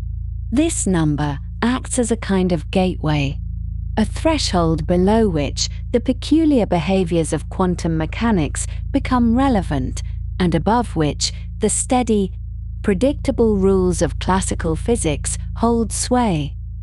For objects that are very small, electrons and photons and atoms, Planck's constant looms large in their equations, and so they exhibit wave-like properties, probability distributions, the capacity to be in multiple states until measured.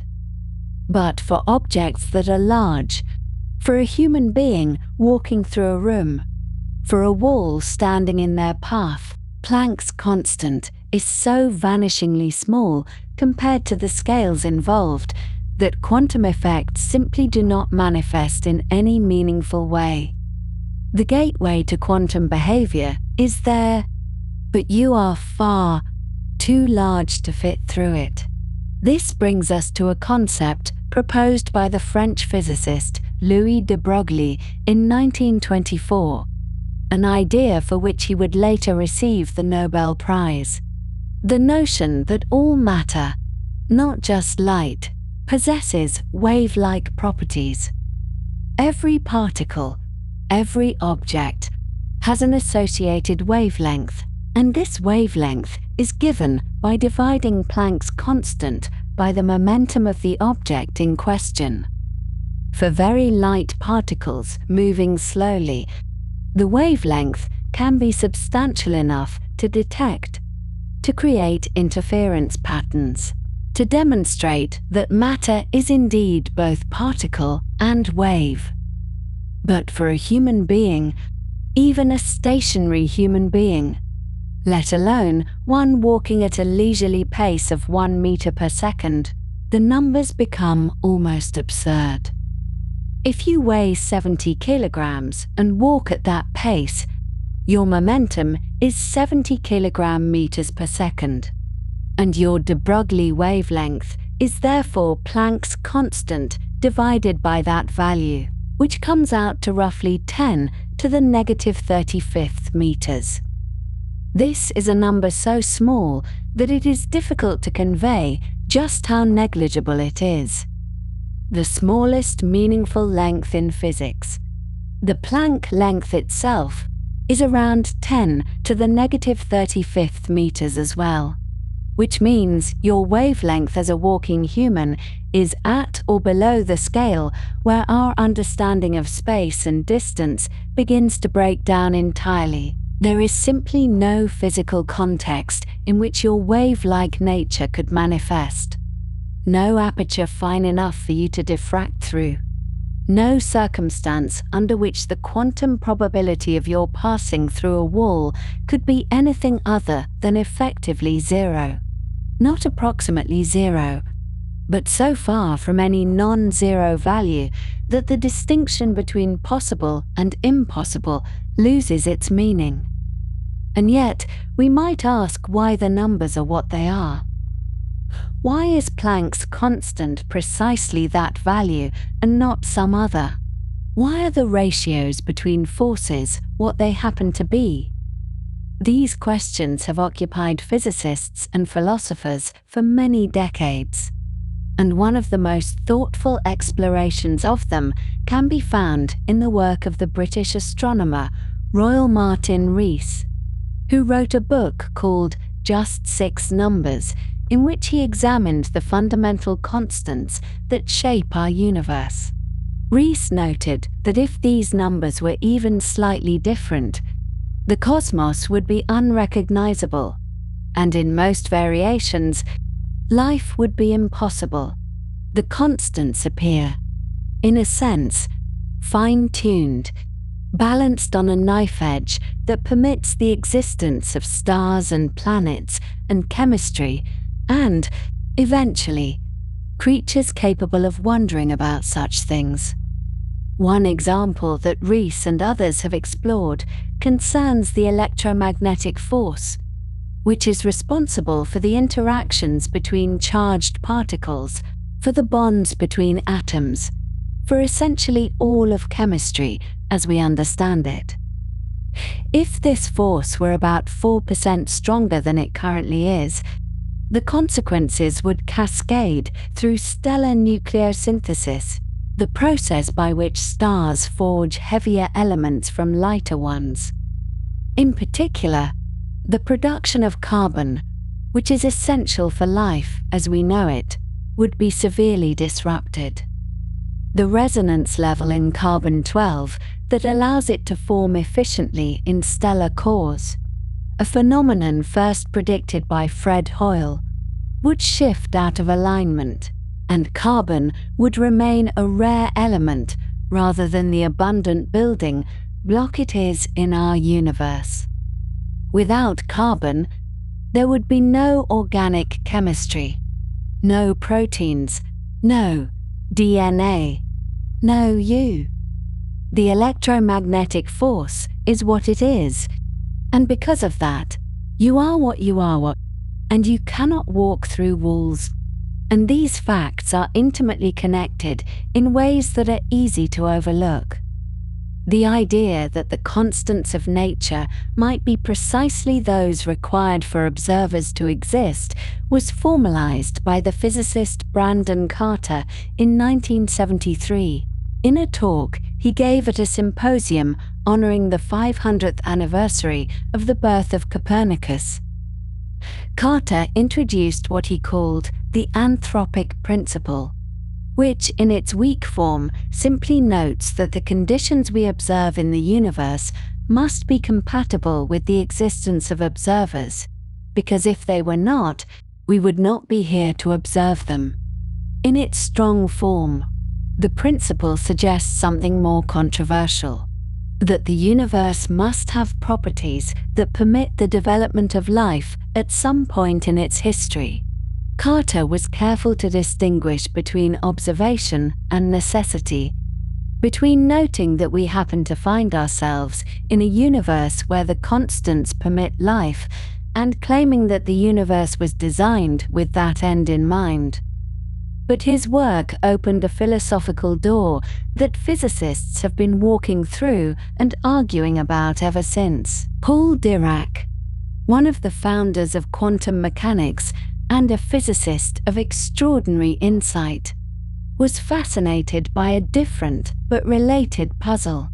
In 1937, Dirac noticed something peculiar about the very large numbers that appear when one compares cosmic scales to atomic scales. The ratio of the electromagnetic force to the gravitational force between a proton and an electron, for instance, is an enormous number, roughly 10 to the 39th power.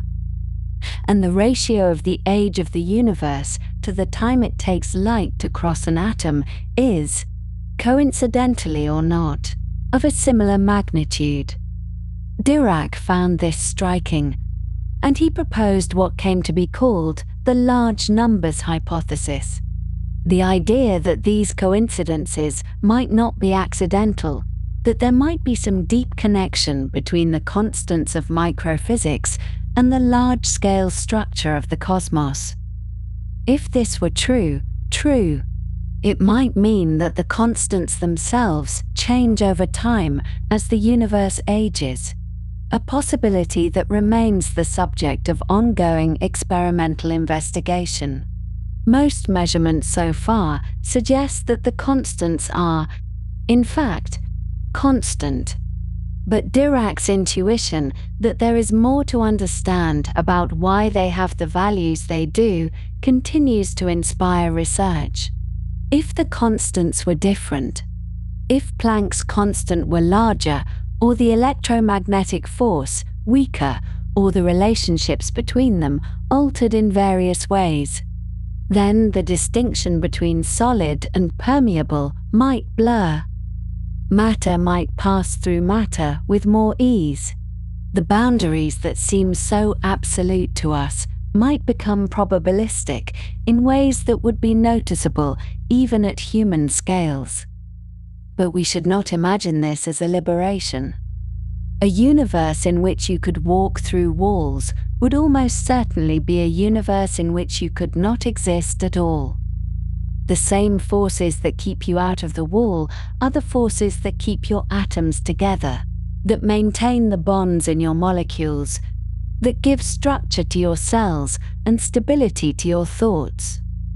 You are constructed from the rules you cannot break. The wall that stops you is made of the same physics that makes you. There is, however, one interpretation of quantum mechanics that allows us to entertain, gently, the idea that passage through barriers might occur somewhere, in some sense.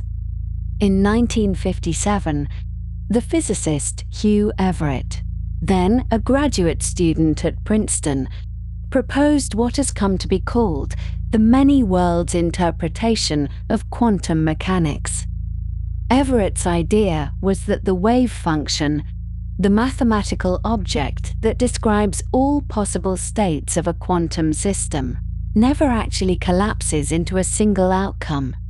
Instead, at every moment when a quantum event could go one way or another, the universe branches, and all possible outcomes occur, each in its own separate branch of an ever-expanding multiverse.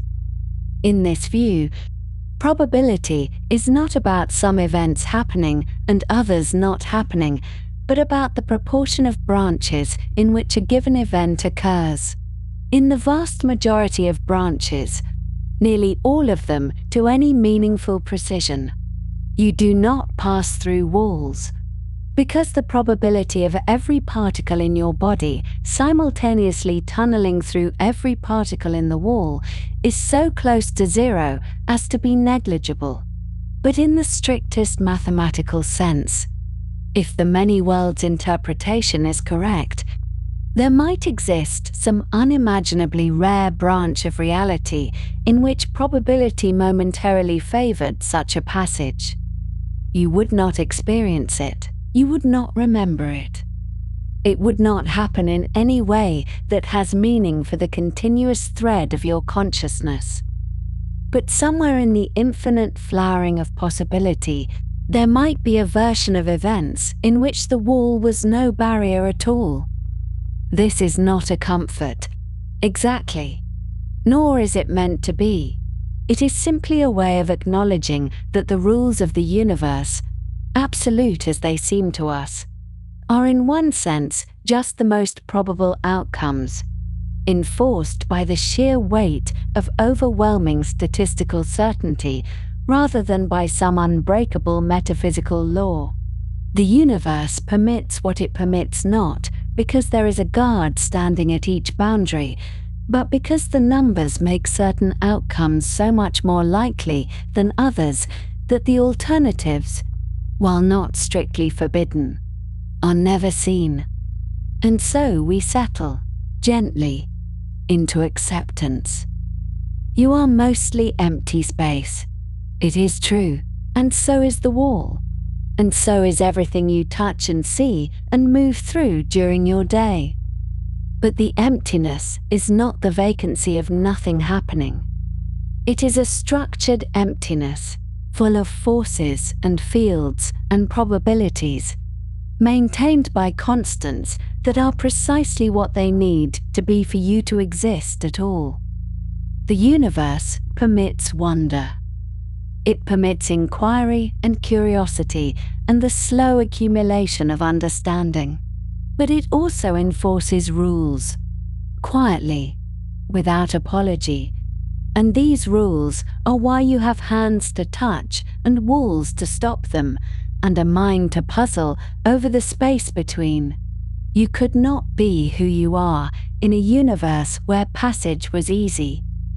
The very difficulty is a kind of gift, the gift of boundary, of form, of the persistent solidity that allows a self to be a self and a world to be a world. And if you lie here now, breathing slowly, feeling the weight of your body against the bed, you can know that this weight, this presence, this inability to drift away through the mattress and the floor and the earth below, is the universe keeping its promises to you, the same promises it made to the first atoms and has kept ever since. And now, as your breath grows slower and your thoughts begin to drift like leaves on still water, let us draw back from the small spaces within atoms and within your own body and turn our gaze outward toward the vast and quiet darkness that lies between the stars, and between the galaxies themselves, where emptiness takes on dimensions so large that the human mind can only approach them gently, the way one might approach the edge of a very deep and very peaceful lake in the last light of evening. We have spent some time considering how the atoms in your pillow, and in your hand, and in the air that moves so softly around you, are themselves almost entirely empty, with their electrons existing as probability clouds at distances from their nuclei that would be, proportionally, like a marble floating in the center of a vast cathedral, surrounded by nothing at all until you reach the distant walls. But atoms, for all their internal emptiness, are still rather close together here on Earth, packed into solids and liquids and gases with a kind of coziness that we take for granted, because we have never known anything else. Out there, beyond the thin blue veil of our atmosphere, beyond the gentle pull of our planet, the universe reveals its true nature, which is one of profound and almost unimaginable spaciousness. A spaciousness so complete that the word empty hardly does it justice. Consider, if you will, as your eyelids grow heavier, the space between stars. Even here, in our own galaxy, which astronomers sometimes call the Milky Way because of the soft band of light it paints across the night sky. The distances are so vast that light itself, traveling at 300,000 kilometers every second, takes years to cross from one star to another. And in all that space, in all those light years of darkness between our sun and the nearest neighboring star, which is a red dwarf called Proxima Centauri, some 4 light years away, there is almost nothing at all. The interstellar medium, as scientists call it, contains on average only about 1 atom per cubic centimeter. 1 single atom, alone, in a space the size of a sugar cube. You could fit quite a lot of sugar cubes in 4 light years, and almost all of them would be empty. This is a different kind of emptiness from the emptiness inside an atom, but it is emptiness nonetheless, and it is worth holding in your mind as you rest, because it helps to place our small planet and your small body upon it in a truer perspective. We live on a little island of matter, a small rocky world orbiting an ordinary yellow star, and all around us, in every direction, stretching out to distances that would take millions of lifetimes to cross, even if we could travel at the speed of light, there is almost nothing. Just the occasional atom of hydrogen, drifting alone through the dark, and perhaps a few cosmic rays, which are really just very fast-moving particles from ancient explosions, passing through the void on journeys that began before our sun was born. But the space between stars, as empty as it seems, is practically crowded compared to the space between galaxies. If you were to travel outward from Earth, past the orbit of Mars and the asteroid belt, past the great gas giants Jupiter and Saturn with their beautiful rings, past the ice giants Uranus and Neptune, past the scattered objects of the Kuiper belt and the theoretical Oort cloud of distant comets, and finally out into the true intergalactic medium, you would find yourself in a place where there is, on average, only 1 atom per cubic meter, not per cubic centimeter, as in interstellar space, but per cubic meter.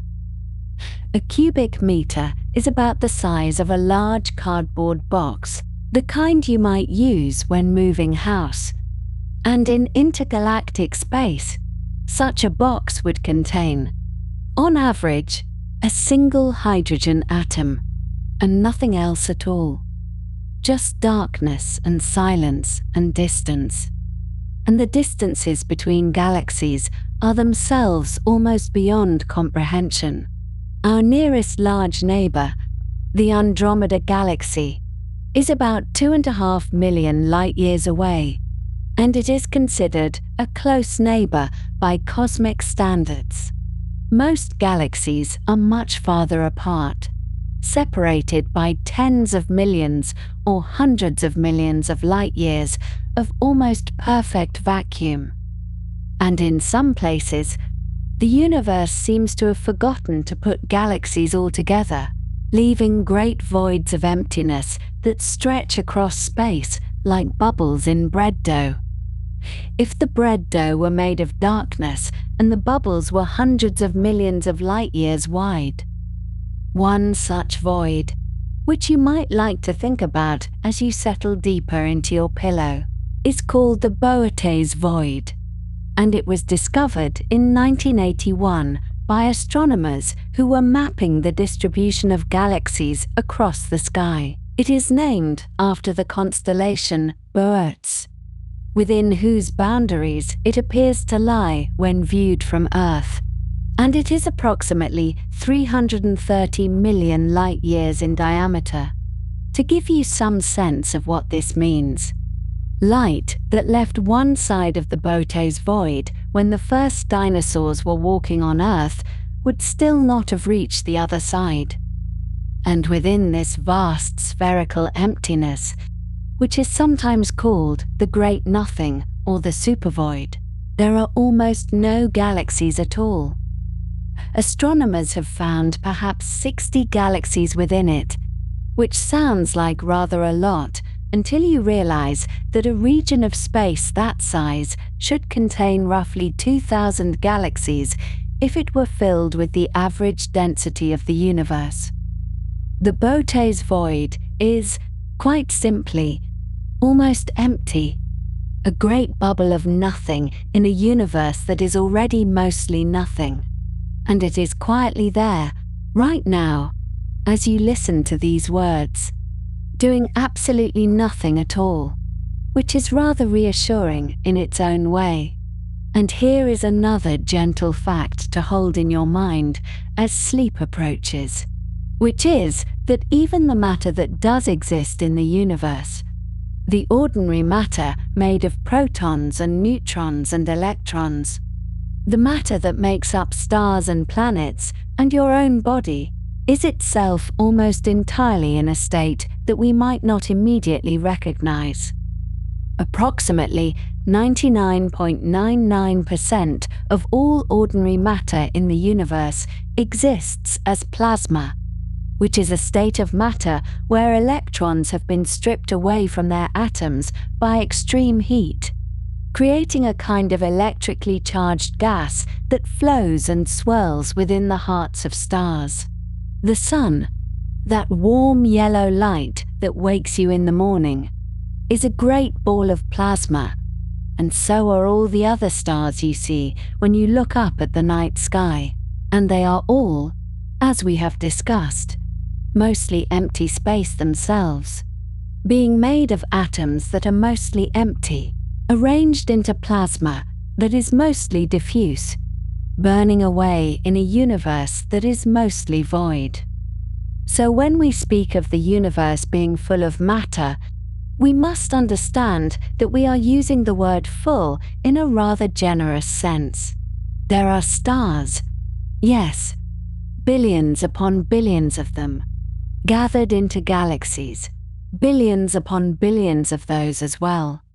But they are scattered across distances so vast that if you were to take all the ordinary matter in the observable universe and spread it out evenly, you would have less than 1 atom per cubic meter, on average, across the whole of space. The universe is not full in any meaningful sense. It is, rather, almost entirely empty, with occasional small clumps of emptiness that are slightly less empty than the rest. And we happen to live on one of those clumps, which is itself mostly empty, made of atoms that are mostly empty, orbiting a star that is mostly empty, in a galaxy that is mostly empty, in a universe that is, well, you begin to see the pattern. And as if this were not enough emptiness to contemplate on a quiet night, there is another gentle truth that astronomers have discovered over the past few decades, which is that ordinary matter, the matter made of atoms, the matter that makes up everything we can see and touch and measure directly, constitutes only about 5% of the total content of the universe. The remaining 95% is made up of things we do not understand at all, things we have given names to, dark matter and dark energy, but which remain almost entirely mysterious. Dark matter is called dark because it does not interact with light, and we cannot see it, but we know it is there because of its gravitational effects on galaxies and clusters of galaxies, which rotate and move as though they contained far more mass than we can account for with visible stars and gas. Dark energy is even more mysterious, a kind of energy that seems to permeate all of space and is causing the expansion of the universe to accelerate, pushing galaxies farther and farther apart over time, for reasons we do not understand. So we find ourselves, as we lie here in the darkness, in a universe that is not only mostly empty, but mostly unknown, made of substances and forces that we cannot see or touch or explain, except through their subtle effects on the things we can observe. This is not cause for alarm, of course, but simply another gentle fact to hold in the mind. Another aspect of the profound and peaceful mystery in which we find ourselves embedded. We are small collections of atoms, mostly empty, lying on a small planet, mostly empty, orbiting a small star, mostly empty, in a galaxy that is one among billions, in a universe that is 95% made of things we do not understand. And yet here we are, warm and breathing, listening to these words, preparing for sleep. It is worth returning now, as your thoughts grow quieter, to the remarkable fact that the atoms in your body, the atoms in your bones and your blood and your brain, were not always here on Earth. They were, in fact, forged in the hearts of stars, billions of years ago, in nuclear reactions of unimaginable power and heat, and they were scattered across space when those stars died, in explosions called supernovae, and they drifted through the interstellar medium for millions of years, until eventually they came together again, drawn by gravity, to form new stars and new planets, including the one on which you now rest. The astronomer Carl Sagan, in his television series Cosmos, which was broadcast in 1980, expressed this idea in a phrase that has since become famous, saying that we are made of star stuff, meaning that the atoms in our bodies are the same atoms that once burned in the cores of ancient suns, the same atoms that floated for eons through the vast emptiness between stars, the same atoms that have been part of countless cosmic processes across billions of years. Every hydrogen atom in your body, and there are rather a lot of them, particularly in the water that makes up so much of you, was formed in the first few minutes after the Big Bang, nearly 14 billion years ago, and has existed ever since, drifting through the universe, joining briefly with other atoms to form molecules and stars and planets and, eventually, you.